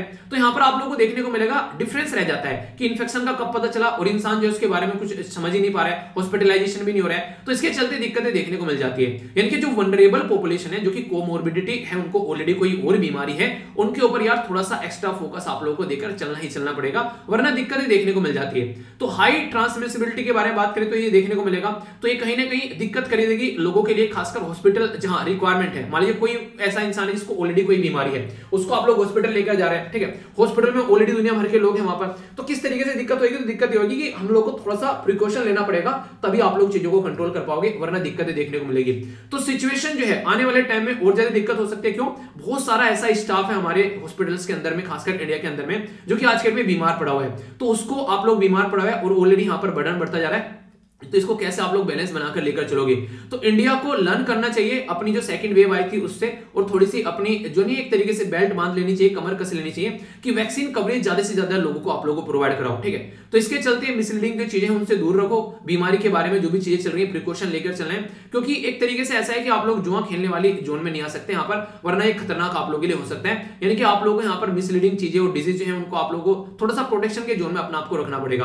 तो ये बातें यहाँ पर बोली गई है, ठीक है। मैंने आप लोगों से क्वेश्चन भी पूछे थे यहाँ पर इसके बारे में, काफी शानदार आंसर दिए गए भगत सिंह के द्वारा, काफी डिटेल में आंसर दिए गए हैं, मतलब लगता है। देखो आप सुनो एक मिनट, मैंने आप लोगों से क्वेश्चन पूछे, ठीक है, एक पर्सन है जिसने इतने डिटेल में अपने आंसर लिखे हैं, समझ रहे हैं आप लोग? इतने डिटेल में आंसर अगर किसी इंसान के द्वारा लिखे जा रहे हैं तो कितना सारा रिवीजन कर दिया उसने इन्हीं चीज से। आप लोग समझिए, जैसे मैंने वेरिएंट के बारे में पूछा था, तो alpha, beta, gamma, delta, Omicron, तो यहाँ पर ये सारे वेरिएंट अभी आप लोग यहाँ पर देखने को मिलेंगे, जो कि अलग अलग देश से निकल कर आए, ठीक है। यहां पर देख सकते हैं कि यूके से निकल कर आया, डेल्टा का आप लोगों को पता ही है, डेल्टा किससे निकल कर आया? इंडिया से निकल कर आया। इंडिया से निकल कर आया क्या मतलब? नहीं, इंडिया में पैदा हुआ, पहला केस इंडिया में आइडेंटिफाई किया गया, तो उसके नाम पर हम लोगों ने रख दिया, ऐसा आप लोग बोल सकते हैं। रामसर साइट के बारे में मैंने पूछा था, तो टोटल मिलाकर 47 रामसर साइट है देश के अंदर में, ठीक है। तो 70 यहाँ पर 1971 में यहाँ पर साइन किया गया था, और 70-75 में ये फोर्स में आ गया था। तो ये आप लोगों को पता है। सबसे पहली थी यहाँ पर अस्तामुड़ी वेटलैंड 2002 में यहाँ पर केरला के अंदर, और अभी 17 जो 47 आप लोगों को देखने को मिली ये यूपी के अंदर, ठीक है। तो इस तरीके से आप लोग इनको समझ सकते हैं। इसी के साथ में ट्रिब्यूनल के बारे में मैंने पूछा था,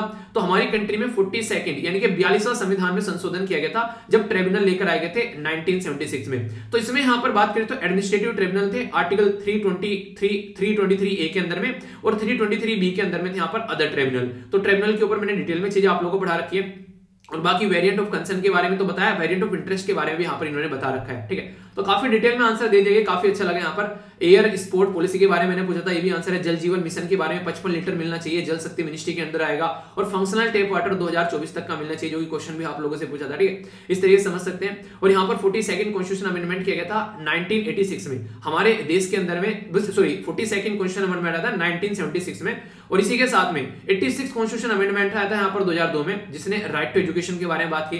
तो ये सारी चीजें काफी डिटेल में इनके द्वारा बताई गई, इवन यहाँ पर इंडस वाटर ट्रीटी के बारे में भी। तो थैंक्स लॉट डियर इस तरीके से आंसर देने के लिए। और आप लोग भी देखिए डिटेल में अगर इस तरीके से पढ़ना स्टार्ट कर देंगे ना यार, इतनी सारी चीजें आप लोग को पढ़ाता हूँ, आप लोग सारी चीजें बहुत अच्छे से कवर कर सकते हैं, ठीक है। और लगता है तो आप लोग चीजों को सपोर्ट जरूर किया कीजिए अगर आप लोगों को लगता है इनसे फायदा हो रहा है, ताकि ज्यादा से ज्यादा लोगों तक ये चीजें पहुंच जाए। इसी के साथ में बात करें ओमिक्रॉन के नाम के बारे में, मैंने डिस्कस किया था आप लोगों से कि पहले न्यू या फिर XI बोला गया था, क्योंकि सारे नाम ऑलरेडी दिए जा चुके हैं, तो बोला है तो न्यू रखो या फिर XI रखो, पर न्यू हो गए चाइना के प्रेसिडेंट और XI हो गए चाइना के प्रेसिडेंट, और न्यू हो गया कोई न्यू ईयर टाइप का कोई वर्ड, तो ओमिक्रॉन यहाँ पर वर्ड रख दिया गया, ठीक है। तो इसी की वजह से चीजें देखने को मिली। सबसे पहले कहां से निकल कर आया ये मैंने आप लोगों को बताया था, तो ये साउथ अफ्रीका से निकल कर आया। पहले बोला गया था, देखिए कंफ्यूज मत हो जाना, पहले यहाँ पर एक अलग टर्म आप लोगों को देखने को मिलेगी सदर्न अफ्रीका। तो जब सदर्न अफ्रीका बोला जाता है तो उसके अंदर बोट्सवाना, इस्वातिनी, लिसोथो, नामीबिया और यहाँ पर ये साउथ अफ्रीका, पर लेकिन यहाँ पर साउथ अफ्रीका अलग है और सदर्न अफ्रीका अलग है, तो कंफ्यूज मत हो जाना यहाँ पर। ये चीजें भी मैंने आप लोगों से क्लियर की थी। और हेल्थ के बारे में जब भी बात करते हैं तो ये सस्टेनेबल डेवलपमेंट गोल तीसरे के अंदर आता है, जो आंसर राइटिंग में बहुत इंपॉर्टेंट पॉइंट है, जो कि आप लोग मेंशन कर सकते हैं, जिसको आप लोग समझ सकते हैं, ठीक है।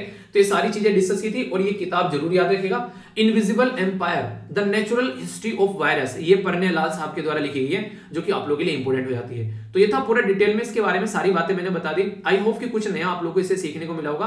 अगर कोई कंफ्यूजन होगा तो जरूर बताना, फिर आगे इसको दूर कर लेंगे। तो ये कंफ्यूजन नहीं रखना है, बस आप लोगों को चीजें आगे लेकर चलनी इस तरीके से, ठीक है। आगे चलते हैं, जो नेक्स्ट आर्टिकल है ये भी आप लोगों के लिए एक इंटरेस्टिंग आर्टिकल होने वाला है, जिसके बारे में कई सारी बातें मैं आप लोगों से डिस्कस करूंगा। अब इसके डेट में पॉलिटिशियन के बारे में आप लोगों को समझाऊंगा थोड़ा सा, किस तरीके का नेचर आप लोगों को देखने को मिलेगा। मिनिमम सपोर्ट प्राइस के बारे में बात की जा रही है कि पॉलिटिक्स का मिनिमम सपोर्ट प्राइस, ये वो वाला मिनिमम सपोर्ट प्राइस नहीं है जो हम लोग नॉर्मली नहीं एक तरीके से गेहूं के लिए खेतों में देते हैं, वो वाला मिनिमम सपोर्ट प्राइस नहीं है। ये पॉलिटिक्स में क्या क्या मिनिमम सपोर्ट प्राइस आप लोग देखने को मिलेगा, या फिर politics of minimum support price आप लोग बोल सकते हैं। यानी कि दोनों ही बताऊंगा, ये वाला मिनिमम सपोर्ट प्राइस बताऊंगा और ये पॉलिटिक्स वाला मिनिमम सपोर्ट प्राइस क्या है वो भी आप लोगों को देखने को मिलेगा।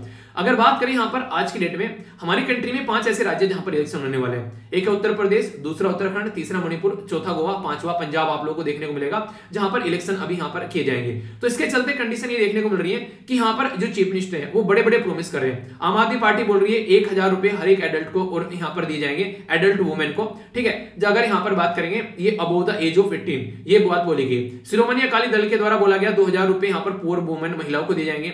इसी के साथ में समाजवादी पार्टी के द्वारा उत्तर प्रदेश में बोला गया फ्री इलेक्ट्रिसिटी प्रोवाइड कराएंगे हम लोग। यहाँ पर पंजाब में अलग वायदे हो रहे हैं, उत्तर प्रदेश में अलग वायदे हो रहे हैं, ठीक है। अलग अलग एरिया में यहाँ पर जैसे कि प्रधानमंत्री गरीब कल्याण अन्न योजना भी यहाँ पर गवर्नमेंट के द्वारा मार्च 2022 तक बढ़ा दी, इलेक्शन को ध्यान में रखते हुए, ऐसा यहाँ पर राइटर के द्वारा बोला गया है। तो ये सारे लोक लुभावनवाद जो होते हैं ये अलग अलग कंट्री में जो आप लोगों को देखने को मिलेगा, ऐसा नहीं हमारे देश में ही है। तो यहाँ पर ये पॉलिटिशियन जो होते हैं अपने फेवर में वोट को करने के लिए ये यहाँ पर लोक लुभावनवाद आप लोगों को देखने को मिलते हैं। तो यहाँ पर इसी के बारे में बात की जा रही है। कई सारे लोग तो अभी कोविड-19 को ब्लेम करते हुए पाए जाएंगे, नेचुरल डिजास्टर को ब्लेम करते हुए पाए जाएंगे, इसकी वजह से जॉब नहीं मिल रही है, इसकी वजह से जॉबलेस ग्रोथ हो रहा है। जॉबलेस ग्रोथ क्या होता है? जॉबलेस ग्रोथ होता है जब हमारी कंट्री में जीडीपी तो है, पता चल रहा है कि 8% की 10% की रेट से बढ़ रही है और लोग जो है सबके हाथ में जॉब नहीं है। तो मतलब क्या होता है? इसका मतलब ये है कि उस सेक्टर से ग्रोथ निकल कर आ रहा है जहां पर लोगों को जॉब काफी कम मिलती है। मतलब क्या हो गया? मतलब आप लोगों को मैंने कई बार पहले भी समझाया, अगर आज के में आप लोग बात करते हैं, जैसे हम लोग बोलते नहीं कि हमारी कंट्री में जो एग्रीकल्चर पहले बहुत बड़ा रोल प्ले करती थी जॉब में, वो अभी घटकर नीचे आ चुका है, ठीक है। जबकि सर्विस सेक्टर जो है वो पहले कम था, वो बढ़कर ऊपर आ चुका है, और जो इंडस्ट्री मैन्युफैक्चरिंग वाला सेक्टर है वो लगभग बीच में चलता रहता है आप लोगों का, ठीक है।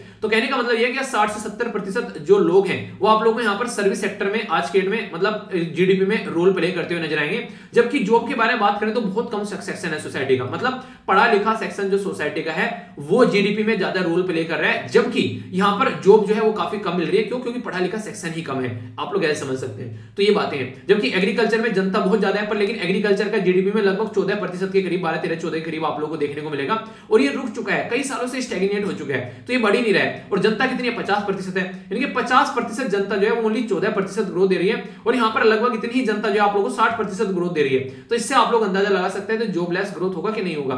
तो ये बातें यहाँ पर बोली जा रही है, दिक्कतें देखने को मिलती है। केजरीवाल साहब के द्वारा उत्तराखंड में यहाँ पर मंडे में अभी कुछ और बातें बोली गई कि यहाँ पर क्रिएट की जाएंगी लाखों जॉब, पर लेकिन जब तक आप लोगों को मैं जॉब नहीं दे पा रहा हूं तब तक 5000 रुपए एवरी अनएम्प्लॉयड पर्सन को यहाँ पर पेंशन प्रोवाइड कराई जाएगी। तो ये बातें इनके द्वारा यहाँ पर बोली गई। अब यहाँ पर जब इतनी बातें सुन ली राइटर ने, तो उनके द्वारा एक बात बोली गई, यार जब आप लोग इतने प्रॉमिस कर ही रहे हो पॉलिटिशियन साहब, आप लोग ऐसा क्यों नहीं कर देते? इलोन मस्क के द्वारा बोला गया, बिल गेट्स के द्वारा बोला गया कि यूनिवर्सल बेसिक इनकम आप लोग ला दो एंटायर पॉपुलेशन के लिए। अब आप लोग बोलोगे सर ये यूनिवर्सल बेसिक इनकम क्या बवाल है?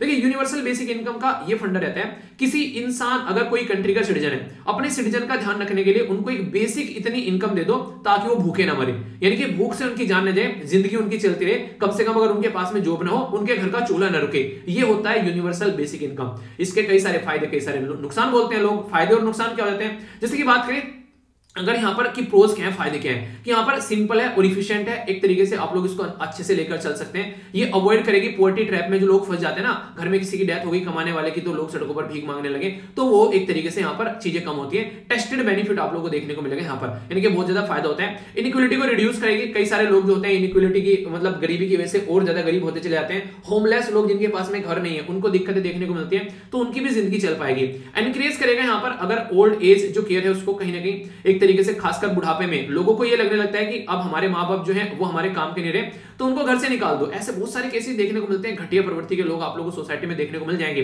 पर लेकिन अगर उनको बुढ़ापे में अगर यहाँ पर यूनिवर्सल बेसिक इनकम मिलती रहेगी तो माँ बाप को जो है वो बच्चों के ऊपर डिपेंडेंट नहीं रहना पड़ेगा।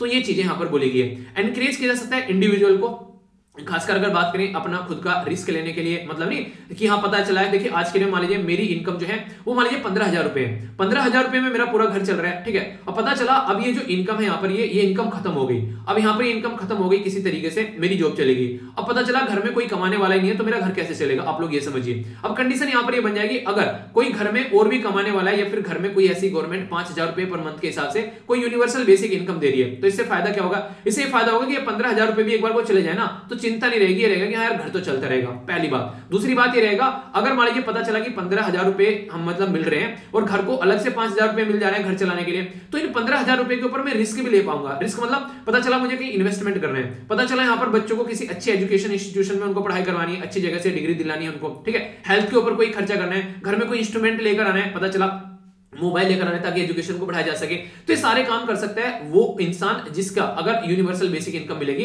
तो कहीं ना कहीं आगे चलकर वो रिस्क लेने की कैटेगरी में आ जाएगा। तो ये फायदे आप लोगों को देखने को मिलेंगे। पर लेकिन हर सिक्के के दो पहलू होते हैं भाई साहब। तो दूसरा पहलू कौन सा है? दूसरा पहलू है यहाँ पर कि एक तरीके से लेजीनेस यहाँ पर हो सकती है। कई सारे ऐसे भी लोग हो गए ना कि 5,000 मिल तो रहे फालतू में क्या गलियों में जाके धक्के खाने, अरे खाओ पियो मौज करो मित्रा। तो वो वाली चीजें आप लोगों को देखने को मिल सकती है। इसी के साथ में जो पार्ट टाइम जॉब करने के लिए भी लोग परेशान रहते हैं ना कि यार कुछ तो खर्चा निकल जाएगा, ये उसको भी डिस्करेज करेगा। पार्ट टाइम में लोग कितना देंगे, इतना तो मुझे यहीं से मिल जा रहा है, तो क्यों काम करने की जरूरत है। तो इससे और भी दिक्कतें देखने को मिल सकती है। Cost higher than the current benefit system leading to the higher tax. यानी कि आज की डेट में अगर आप लोगों को कुछ ऐसा कुछ करना है तो आप लोगों को इसके लिए एक्स्ट्रा टैक्स लगाना पड़ेगा, क्योंकि ऐसा तो नहीं है कि गवर्नमेंट के पास में अलादीन का चिराग घिसकर वो यहाँ पर काम कर देंगे। तो ये भी मुद्दा यहाँ पर है। हायर इनकम टैक्स आप लोगों को देखने को मिलेगा, जिससे डिसेंसिटिव किया जाएगा एक तरीके से हुआ, यानी कि जो पैसा कमा रहे हैं उनको डिसेंसिटिव देखने को मिल रहा है, उनके ऊपर ज्यादा टैक्स लग रहा है और फ्री में लोग मजे ले रहे हैं। इसी के साथ में जब सबको दिया जाएगा तो कुछ ऐसे लोग होंगे जो क्रिमिनल कैटेगरी के होंगे, उनको भी मिलेगा, तो भी बल्ले बल्ले अपनी करके जाएंगे। तो ये सोचने वाला मुद्दा यहाँ पर बन जाता है। ठीक है, आप लोगों की क्या राय है कि यूनिवर्सल बेसिक इनकम होना चाहिए, यस या फिर नो? आप लोग इसके बारे में बता सकते हैं। ठीक है, इकोनॉमिक सर्वे में भी इसके ऊपर एक चैप्टर दिया गया था, पूरा मैंने आप लोगों से डिस्कस भी किया था। ठीक है, तो इस तरीके से हमारी कंट्री में इसके बारे में कई बार बात उड़ जाती है। इसी के साथ में बात करें वेलफेयरिज्म, आप लोगों को काफी खतरनाक देखने को मिलेगा। खासकर वैसे तो सेक्युलर रहते हैं, सारी पॉलिटिकल पार्टी सबको फायदा पहुंचाने की कोशिश करती है, चाहे वो यहाँ पर वेस्ट बंगाल के अंदर में हो चाहे केरला के अंदर में हो, हर एक पॉलिटिकल पार्टी जो है यहाँ पर इसको लेकर चलती है। ठीक है, यहाँ पर आज की डेट में आप लोगों पर एक चीजें देखने को मिलेगी, ये ऐसा नहीं कि इंडिया के अंदर ही है, ये आप लोगों को यूनाइटेड स्टेट ऑफ अमेरिका के अंदर भी चीजें ऐसी देखने को मिल जाती है। स्मार्ट अगर पॉलिटिशियन के बारे में बात करें तो वो इसका फायदा उठाते हैं। ठीक है, क्योंकि उनको पता चल चुका है आज के डेट में लोग जो है बस रोटी अगर उनको दे दोगे उनको काम नहीं चलेगा। कई बार उनको यात्रा में घूमने के लिए नहीं, हज की यात्रा करके आओ आप लोगों को सब्सिडी मिल जाएगी। ठीक है, तो इस तरीके से मानसरोवर की यात्रा करने जाओ आप लोगों को छूट मिलेगी, वो सारी स्कीम भी यहाँ पर निकाल कर लेकर आते हैं। तो ये चीजें देखने को मिलती है। तो वेलफेयर जो स्कीम है यहाँ पर वो कहीं ना कहीं काफी डेवलपमेंट तो करती है, पर लेकिन कुछ लॉन्ग टर्म होते हैं, कुछ शॉर्ट टर्म होते हैं। पर लेकिन ये लोग लुभावनवाद के तरीके से एक वेपन भी बन गया आज के डेट में लोगों, मतलब पॉलिटिशियन के हाथ में। वो क्या करते हैं, कई बार यहाँ पर मान लीजिए कोई उनके खिलाफ कुछ बातें बोल रहा है, ठीक है, तो क्वेश्चन को दबाने के लिए भी यहाँ पर, डेमोक्रेसी को दबाने के लिए भी यहाँ पर वेलफेयर स्कीम के चलते यहाँ पर ऐसे लोग लुभावनवाद की स्कीम ला दी जाती है कि वेलफेयर के नाम पर तुमको ये दे दिया, फ्री में ये पकड़ा दिया उठा के। तो कई बार उनके क्रिटिसिज्म जो है वो दब जाते हैं उससे। तो ये बातें आप लोगों को देखने को मिलेगी। और सबसे ज्यादा इंटरेस्टिंग तो मुझे लास्ट वाली लाइन लगी, आज के डेट में गवर्नमेंट भी और कई सारे लोग आप लोगों को बोलते पाए जाते हैं कि जॉब सीकर नहीं जॉब क्रिएटर बनो। इससे आप लोग सेंटेंस को समझिए, इसका मतलब ये हो गया कि हम तुमको जॉब नहीं देंगे, तुम खुद जॉब क्रिएट करो और लोगों को जॉब दो। समझ रहे हो? तो राइटर ये बोल रहे हैं कि इंडिविजुअल के ऊपर कि खुद की रेस्पॉन्सिबिलिटी बना दी कि अपने लिए तो जॉब ले ही लो और दूसरों को भी जॉब दे दो, और गवर्नमेंट ने अपना पल्ला झाड़ लिया। तो ये एक बड़ा ही शानदार तरीका है बोलने का, सामने वाले को इस तरीके से बातें बोलो कि एक तरीके से सामने वाला जो है वो कुछ बोल ही ना पाए। तो राइटर इसको लेकर थोड़ा सा सहमत नहीं है, क्योंकि वो बोल रहे हैं कि देश में माहौल जैसा भी चल रहा है, लोगों के पास में वैसे ही अभी चीजें नहीं है, तो उनको आप लोग कम से कम जॉब प्रोवाइड करो ताकि उनकी जिंदगी चलती रहे। तो ये बातें यहाँ पर इनके द्वारा बोली गई है। आप लोगों की क्या राय है इसको लेकर, आप लोग अपनी राय बता सकते हैं यहाँ पर बेसिकली। पर मुझे काफी इंटरेस्टिंग लगा कि जब ये सेंटेंस इनके द्वारा बोला गया। पर हाँ देखिए, अगर किसी के पास में साधन है कि वो बिजनेस कर सकते हैं तो उसको बिजनेस को एनकरेज करना चाहिए। पर लेकिन इस मुद्दे को अगर आप लोग इस तरीके से देखेंगे तो ये थोड़ा सा सोचने के लिए मजबूर भी करता है कि किस पैटर्न में हम लोग को काम करना चाहिए। आप लोग अपनी राय बता सकते हैं यहाँ पर, आप लोग इसको कैसे लेकर चल रहे हैं। बेसिकली जब मुझे लगा मैंने आप लोगों के साथ में ये शेयर किया तो काफी इंटरेस्टिंग लगा पर्सनली कि हाँ इस तरीके से जॉब सीकर बोलकर लोगों को ये बोल दो, उससे क्या होगा, लोग जो है वो अपने आप काम में लगे रहेंगे, आप लोगों को ज्यादा चीजें नहीं करनी पड़ेगी। तो ये बातें यहाँ पर इनके द्वारा बोलेगी। क्या रहे हैं आप लोग इसके बारे में आप लोग जरूर बताइएगा। ठीक है, तो बेसिक चीजें थी यहाँ पर, तो इसके बारे में याद रखिएगा। बाकी मिनिमम सपोर्ट प्राइस के बारे में आप लोग जानते हैं, हमारी कंट्री में टोटल मिलाकर 23 ऐसी क्रॉप है जिनको मिनिमम सपोर्ट प्राइस दिया जाता है। और ये कॉस्ट फॉर एग्रीकल्चर, जो basic commission for agriculture cost and price के द्वारा दिया जाता है। और यूपीएससी में क्वेश्चन पूछा जा चुका है, अगर प्रीलिम्स के पेपर आप लोगों ने देखे होंगे। ये किसके अंदर आता है, तो ministry of agriculture and farmer welfare के अंदर आता है। 1965 में इसको बनाया गया था। एक एडवाइजरी बॉडी है, एडवाइस दे सकती है, गवर्नमेंट माने ना माने उसके ऊपर डिपेंड है। तो ये तो क्रॉप के लिए होगा। बाकी गन्ने के लिए क्या होता है, फेयर एंड रेम्युनरेटिव प्राइस देखने को मिलेगा आप लोगों का। तो टोटल मिलाकर जैसे कि यहाँ पर अलग अलग पेडी हो गया, गेहूं हो गया, दाल में यहाँ पर उड़द की दाल, ये सारी चीजें, ऑयल सीड में यहाँ पर ग्राउंड नट हो गया, यानी कि एक तरीके से मूंगफली वगैरह, सोयाबीन वगैरह, सरसों का तेल, ये सब चीजें हो गई। कमर्शियल क्रॉप में रोज जूट वगैरह ये हो गया। शुगर कैन के लिए फेयर एंड रेम्युनरेटिव प्राइस यहाँ पर दिया जाता है। तो ये कुछ ऐसे बेसिक चीजें हैं जिनके बारे में आप लोग याद रखते हैं। कल को कोई क्वेश्चन पूछ ले तो आप लोग के माइंड में इसको लेकर कंफ्यूजन नहीं होगा, बिल्कुल क्लैरिटी आप लोग के माइंड में इसको लेकर रहेगी। ठीक है, तो ये सारी बातें मैंने बता दी, इसके बारे में समझ सकते हैं। ठीक है, आगे चलते हैं, यहां पर एक और आर्टिकल आप लोगों को देखने को मिलेगा जो बेसिकली बात कर रहा है कि एज जो है महिलाओं की वो यहां पर 21 साल कर देनी चाहिए, ये सही रहेगा या फिर गलत रहेगा। तो एक आंसर राइटिंग के लिए क्वेश्चन भी मैं आप लोगों को दूंगा। आखिर न्यूज में किस लिए, न्यूज में इसलिए हमारी कंट्री में अभी recently prohibition of the child marriage amendment bill लेकर आ गया 2021 का, जिसके चलते ये बोला गया कि जो लड़कियों की एज है 18 साल से बढ़ाकर 21 साल कर देनी चाहिए। आप लोग अपना व्यूज के बारे में जरूर रखिएगा, अगर खासकर आप लोग लड़की हैं तो इंटरव्यू में आप लोगों से क्वेश्चन पूछ लिया जाएगा डायरेक्ट, तो आप लोगों को पता होना चाहिए कि आप लोग इसको कैसे हैंडल करें, ठीक है। तो यहां पर अभी बोला गया कि पार्लियामेंट के द्वारा ये यहां पर चीजें सामने लेकर आएगी और इसको स्टैंडिंग कमेटी को ऑन जो एजुकेशन वुमेन चिल्ड्रन और यूथ अफेयर है उसको ट्रांसफर किया गया ताकि और ज्यादा इसके ऊपर डिबेट और डिस्कशन किया जा सके। कई सारे लोग ऐसे बोलते हैं कि चाइल्ड की अगर यहां पर जो बच्चों की जो महिलाओं की मैरिज एज बढ़ा दी गई है तो इससे कई सारी दिक्कत भी देखने को मिलेगी। तो दिक्कत क्या देखने को मिलती है, अभी आप लोगों ने देखा जो खासकर एक ऐसा कमेंट निकल कर आया था कि बिना बिहाई यानी कि बेशादी के भी यहां पर जो महिला है वो प्रेग्नेंट होती मिल सकती है, और कुछ ऐसे बच्चे होंगे जिनको बिना शादी के बच्चे आप लोगों को मार्केट में देखने को मिल सकते हैं, इससे बच्चों की जिंदगी जो है बर्बाद हो सकती है। तो ऐसे भी कई सारी बातें बोली जाती हैं, पर लेकिन ये इतने केसेस आप लोगों को देखने को मिलेंगे जिससे अगर बढ़ा दी एज तो उससे फायदा जितने लोगों को हो जाएगा। तो आप लोगों को कॉस्ट बेनिफिट रेशियो आप लोगों को देखना मिलेगा, यानी कि क्या पे करने के बाद में आप लोगों को बेनिफिट क्या मिल रहा है, यानी कि अगर आप लोग मेरे साथ में यहाँ पर 1 घंटा बिताते हैं तो क्या आप लोग को उतना फायदा हो रहा है, या फिर अपना 1 घंटा आप लोग खुद से यूज कर इससे ज्यादा आप लोग खुद से पढ़ सकते हैं, तो वो आप लोगों को करना चाहिए। फिर आप लोगों को फिर यहां पर इस तरीके से चीजें नहीं देखनी चाहिए। देखिए सुनना चीजों को अलग होता है, समझना चीजों को इंप्लीमेंट करना अलग होता है, ठीक है। तो इसलिए मैं कहता हूं एडिटोरियल इस तरीके से आप लोग लेकर चला करो कि ये एक तरीके से न्यूज़पेपर की जान होती है और आप लोगों की पढ़ाई की भी जान होती है, और ये तब समझोगे आप लोग जब एग्जाम में जाकर बैठोगे तब आप लोगों को समझ में आएगा, ठीक है। और जिसका भी मेंस है ऑल द बेस्ट यार, अच्छे से अपना मेंस देना, चीजों को अच्छे से लेकर चलना। तो अभी यहां पर यह कि एम्पावरमेंट आप लोगों को महिलाओं को करना चाहिए, खासकर एजुकेशन उनको प्रोवाइड करानी चाहिए ताकि चीजें अच्छे से लेकर चल सके इररेस्पेक्टिव ऑफ लॉ, यानी कि लॉ लेकर आओ चाहे ना लेकर आओ पर लेकिन पढ़ाई लोगों को जरूर प्रोवाइड कराओ। थोड़ा सा इसके बारे में आप लोग समझ सकते हैं, काफी इंपॉर्टेंट ये इशू यहां पर बन जाता है, ठीक है। तो ये इंपॉर्टेंट इसके बारे में समझिएगा। हमारे देश में अगर बात करें इसके बारे में तो आप लोगों को मैंने बताया भी था, लीगल एज मैरिज जो है 18 साल है लड़कियों के लिए और 21 साल है लड़कों के लिए। और यहां पर हमारी कंट्री में एक कमेटी लाई गई जिसका नाम था जय जेटली कमेटी, याद का बहुत इंपॉर्टेंट बन गई है।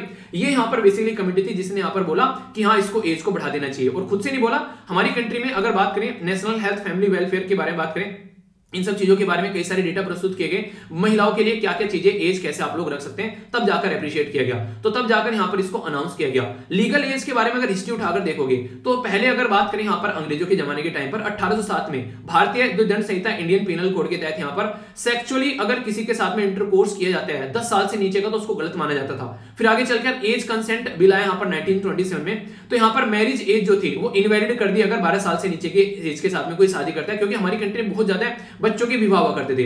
अगर बात करें 1923 में यहां पर तो चाइल्ड मैरिज जो था एक तरीके से उसके ऊपर काम किया गया, ठीक है, कि चाइल्ड मैरिज रिस्ट्रेन एक्ट लेकर आया गया मिनिमम एज के लिए, तो ये किया गया यहां पर, तो 14 और 18 यहां पर देखने को मिली। फिर शारदा एक्ट लाया गया और इसी शारदा एक्ट में आगे चलकर अमेंडमेंट किया गया फिर 1978 में, जब एज जो है वो 18 से 21 हो गई। तो आज की डेट में जो 18 और 21 एज है, लड़कियों के लिए 18 और लड़कों के लिए 21, तो यहां से निकाल कर लेकर आया गया, ठीक है। Prohibition of the child marriage के बारे में बात की जाए तो 2006 में इसको लाया गया, तो यहां पर भी मिनिमम एज आप लोगों को देखने को मिलेगी।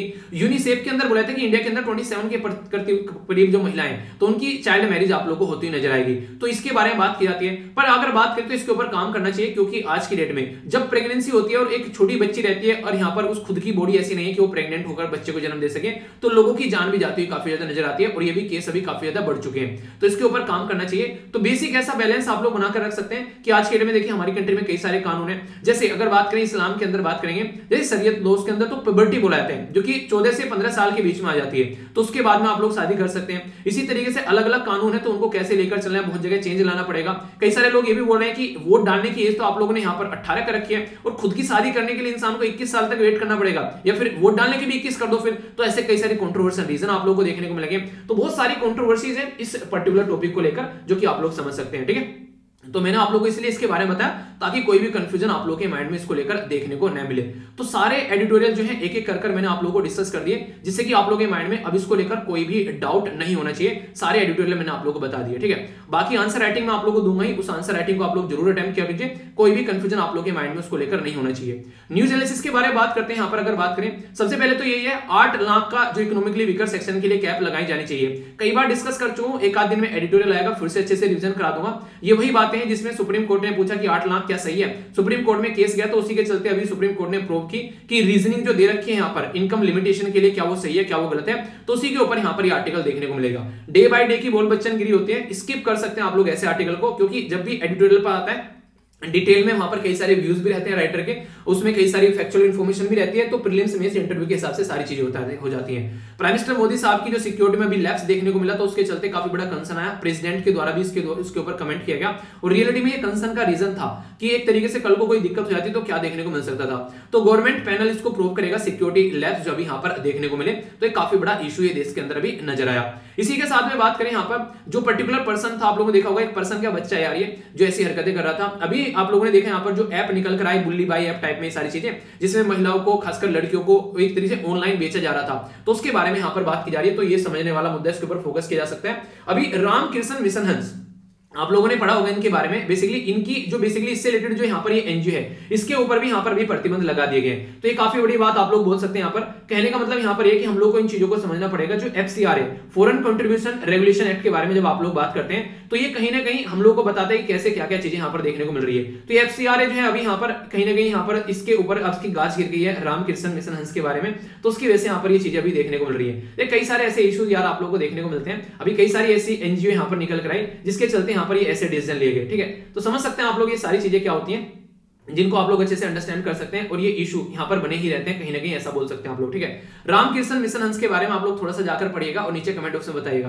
देखता हूं आप लोग किसके द्वारा स्टार्ट किया गया था, चलिए कम से कम ये तो आप लोग बता ही सकते हैं, इसके बारे में आप लोग को पता होना चाहिए। ठीक है, आगे चलते हैं। यहाँ पर ये है बेसिकली ये बात की रही है कास्ट सेंसस को सपोर्ट करने की बात की जा रही है कि जेडीयू को सपोर्ट करेंगे कास्ट सेंसस के मुद्दे पर। तो ये मुद्दा यहाँ पर निकल कर आया। इसके बारे में अगर बात करूं, कास्ट सेंसस हमारे देश में लाया गया था सबसे पहले अगर बात करें 1931 में, पर लेटेस्ट अभी लाया गया 2011 के सेंसस को ध्यान में रखते हुए अभी यहाँ पर, लेकिन उसको पब्लिश नहीं किया गया। तो उसके चलते कई सारे इशू बन गए। क्यों? क्योंकि इतनी सारी कास्ट है, किसी को यादव बोल रहे हैं तो किसी को यदु बोल रहे हैं, किसी को यदुवंशी बोल रहे हैं, किसी को पता ही नहीं है कास्ट क्या है, गोत्र क्या है, उसमें क्या क्या डिफरेंस आप लोगों को देखने को मिलेंगे। तो लोगों ने लाखों कास्ट बता दी यहाँ पर, तो जिसके चलते बहुत सारे डेटा इधर उधर हो गया।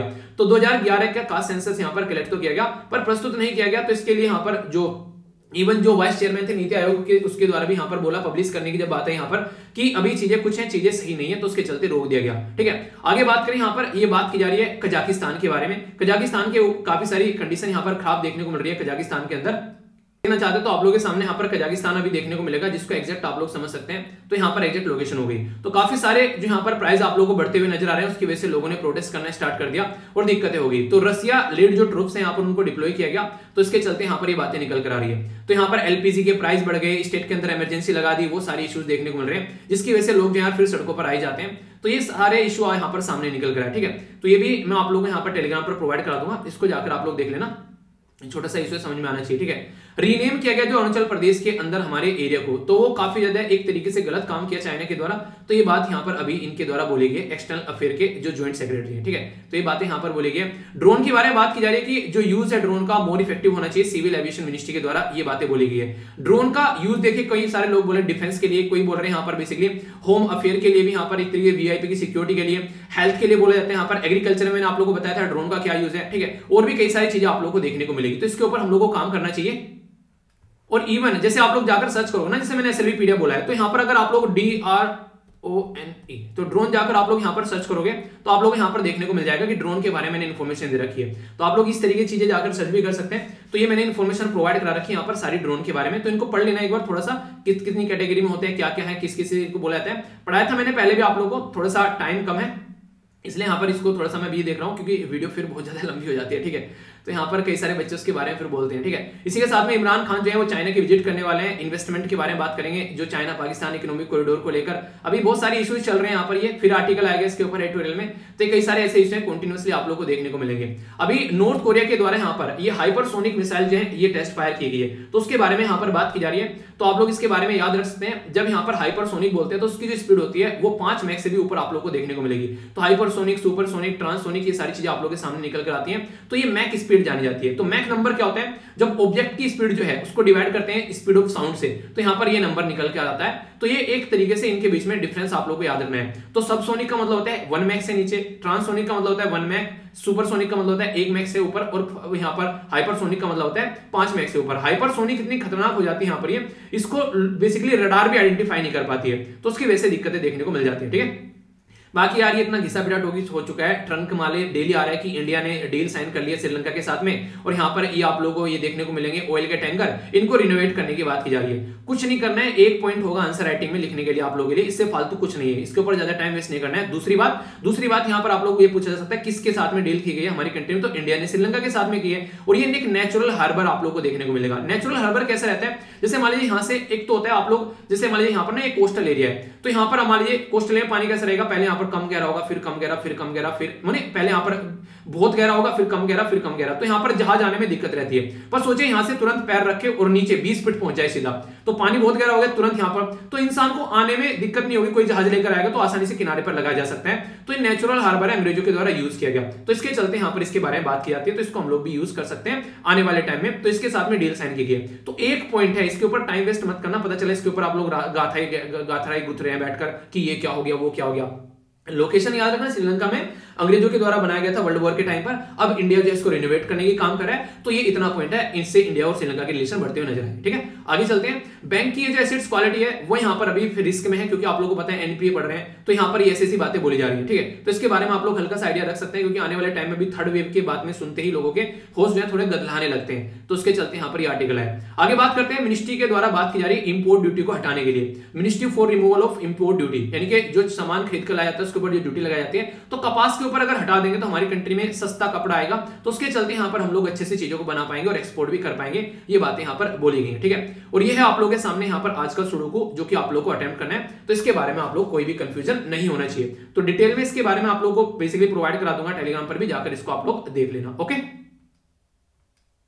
ये क्वेश्चन मैंने आप लोगों से पूछे थे, कई सारे बच्चों के द्वारा काफी अच्छे से डिटेल में आंसर दिए गए। आप लोगों को भी ऐसे ही पार्टिसिपेट करना है, अच्छा लगता है यार जब आप लोग आंसर देते हो। इंडस वाटर ट्रीटी के बारे में मैंने आप लोगों से बात की थी, तो यहाँ पर कौन था, यहाँ पर जो कि ब्रोकर बना था, यहाँ पर एक तरीके से बिचौलिया बना था जब इंडस वाटर ट्रीटी साइन की गई थी, तो याद रखना इसके बारे में। यहाँ पर ये बना था वर्ल्ड बैंक। पूरी ट्रीटी मैंने डिटेल में आप लोगों से डिस्कस की थी, इंडस वाटर ट्रीटी जो कि इंडिया और पाकिस्तान के बीच में 1960 में यहाँ पर ये ट्रीटी जो थी वो साइन की गई थी, और ये उस टाइम पर हमारी कंट्री के प्राइम मिनिस्टर जो थे वो पंडित जवाहरलाल नेहरू जी थे, और पाकिस्तान के जो प्रेसिडेंट थे वो थे अयूब खान, और वर्ल्ड बैंक यहाँ पर बिचौलिया बना था। यहाँ पर याद रखिएगा 3 रिवर हमारे हिस्से में आई थी स्टेट के हिसाब से, और 3 नदियां जो थी वो पाकिस्तान के हिस्से में आई थी। पाकिस्तान की थी इंडस, झेलम और चेनाब, और हमारी थी रवि, ब्यास और सतलज। तो इनके बारे में आप लोगों को पता होना चाहिए। कई बार क्वेश्चन इसके बारे में आप लोगों से पूछ लिया जाता है, क्योंकि अभी रिसेंटली जब भी इंडिया और पाकिस्तान के बीच में रिलेशन खराब होते हैं तो ये पूरी ट्रीटी न्यूज में आ जाती है, तो पूरा एक टॉपिक आप लोगों का बन जाता है यहाँ पर इंडस वाटर ट्रीटी, जो कि मैंने अभी आप लोगों को एक्सप्लेन किया। तो इसके बारे में क्वेश्चन पूछे जाते हैं और आगे भी पूछे जाएंगे, तो इसलिए कोई कंफ्यूजन आप लोगों को नहीं होना चाहिए। ओके, नेक्स्ट क्वेश्चन आप लोगों के सामने बात कराते हैं यहाँ पर ड्राफ्ट नेशनल एयर स्पोर्ट होते हैं उसकी पॉलिसी के बारे में। आप लोगों ने देखा होगा कई सारे ऐसे जो स्पोर्ट्स होते हैं जो हवा में खेले जाते हैं, तो उन्हीं के बारे में यहाँ पर बात की जा रही है। तो ये कंफ्यूजन आप लोगों को लगेगा, स्टार्टिंग में आप लोगों को उठाकर रख देगा कि मिनिस्ट्री ऑफ जो स्पोर्ट अफेयर, आप लोग बोलोगे हाँ यार यही होगी, खेल के बारे में बात कर रहे हैं, और यहीं पर आप लोग मार खा जाओगे। तो ये मिनिस्ट्री ऑफ स्पोर्ट और यूथ अफेयर नहीं है, यहाँ पर है मिनिस्ट्री ऑफ सिविल एविएशन, क्योंकि हवा की बातें की जा रही है। ठीक है, तो इस तरीके से याद रख लेना, ये मैंने आप लोगों से नैनो मैगजीन में डिस्कस भी किया था। ठीक है, तो काफी अच्छा लगा आप लोगों का रेस्पॉन्स, जिस तरीके से आप लोग मतलब सारी चीजें प्रॉपर वे में कर रहे हैं, मतलब अच्छा लगा यार, आप लोग फीडबैक भी अच्छा दे रहे हो आज के डेट में, इसकी वजह से वीडियो भी सही डायरेक्शन में चल रही है, और कितने सारे बच्चे शाम जो थे जो वीडियो पर लाइव भी आ गए सारे, तो अच्छा लग रहा है। इसी तरीके से इसको लेकर चलो, जल्दी से इसको 2.5 करो, और मुझे पता है आप लोग जल्दी इसको करोगे। ठीक है, 5 का तो नहीं, अब 2.5 का कर दिया, जल्दी से कंप्लीट करो इसको। ठीक है, फिर आगे कई सारी चीजें और आप लोगों को देखने को मिलेगी।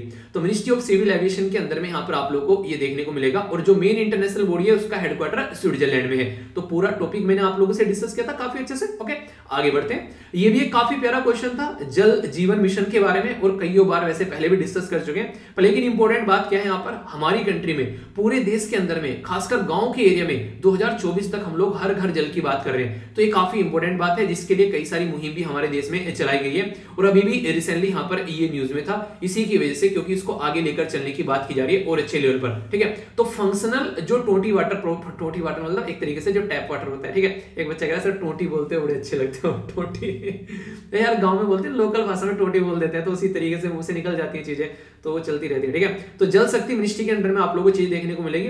क्वेश्चन ये है कि जल शक्ति मिनिस्ट्री हमारी कंट्री में किस ईयर में बनाई गई थी? चलिए ये बताइए, देखता हूं कौन कौन से आंसर इसका देता है। आज की वोकैबुलरी ऑफ द डे आप लोगों के सामने 5 वोकैबुलरी हैं, इनको आप लोग अच्छे से समझिएगा और इनके ऊपर क्वेश्चन फॉर्म करने की जरूर कोशिश कीजिएगा।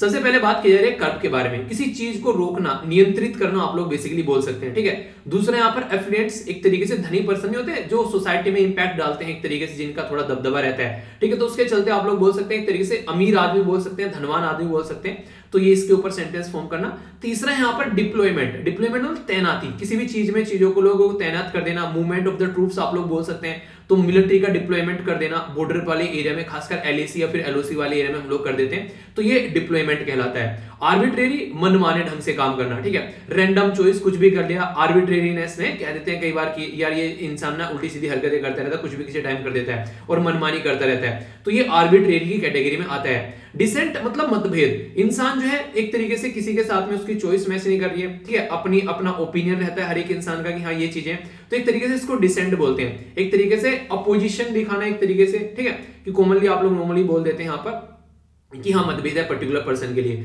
तो 5 वोकैबुलरी है यहाँ पर ये, और सारी चीजें यार आप लोगों को टेलीग्राम पर मिल ही जाती हैं। एसएलवी जो बेसिकली पीडीएफ के नाम से जो टेलीग्राम है, वहां पर बहुत सारे बच्चे ऑलरेडी जुड़ चुके हैं, 3 दिन में यहाँ पर लगभग 15,000 बच्चे हो चुके हैं, काफी अच्छा लगा। वहां पर बहुत सारी चीजें प्रोवाइड करा रहा हूं, उसको कंटिन्यूअली आप लोग कनेक्ट रहिए, बहुत सारी चीजें आगे भी आप लोगों को मिलने वाली हैं, तो इसी तरीके से आप लोग अपनी चीजों को एंजॉय करते रहिए। आई होप कि आज का लेक्चर आप लोगों को पसंद आया होगा। अगर कोई भी डाउट हो या कोई भी सुझाव उसके बारे में जरूर बताना, काफी डिटेल में सारी चीजें डिस्कस की, कोई भी कंफ्यूजन आप लोगों के माइंड में नहीं होना चाहिए। और पीडीएफ जो है वो टेलीग्राम से जाकर डाउनलोड कर लेना, सारी चीजें इकट्ठी आप लोगों को मिल जाती है और फ्री ऑफ कॉस्ट है ये, ठीक है, इसके लिए कोई चार्ज नहीं है। कई सारे बच्चे पूछते हैं कि सर टेलीग्राम ज्वाइन करने के लिए क्यों बोलते हो चार्ज है क्या? कोई चार्ज नहीं है यार, अपनी पढ़ाई करो अच्छे से और एंजॉय करो। और बाकी 2 वीडियो डेली आती हैं, अगर आप लोग लगता है कि ये वीडियो आप लोग अच्छी लगी है तो दूसरी वीडियो और देखना जो शाम को 8:30 बजे आती है, बहुत कुछ यहाँ पर डिस्कस किया जाता है, इसको भी आप लोग जरूर देखेगा। तो नेक्स्ट लेक्चर में मिलता हूं, तब तक अपना ध्यान रखिए, बड़ों को नमस्ते, छोटों को प्यार, छोटी सी लाइफ एंजॉय प्यार। मिलता हूं नेक्स्ट लेक्चर में, तब तक के लिए जय हिंद।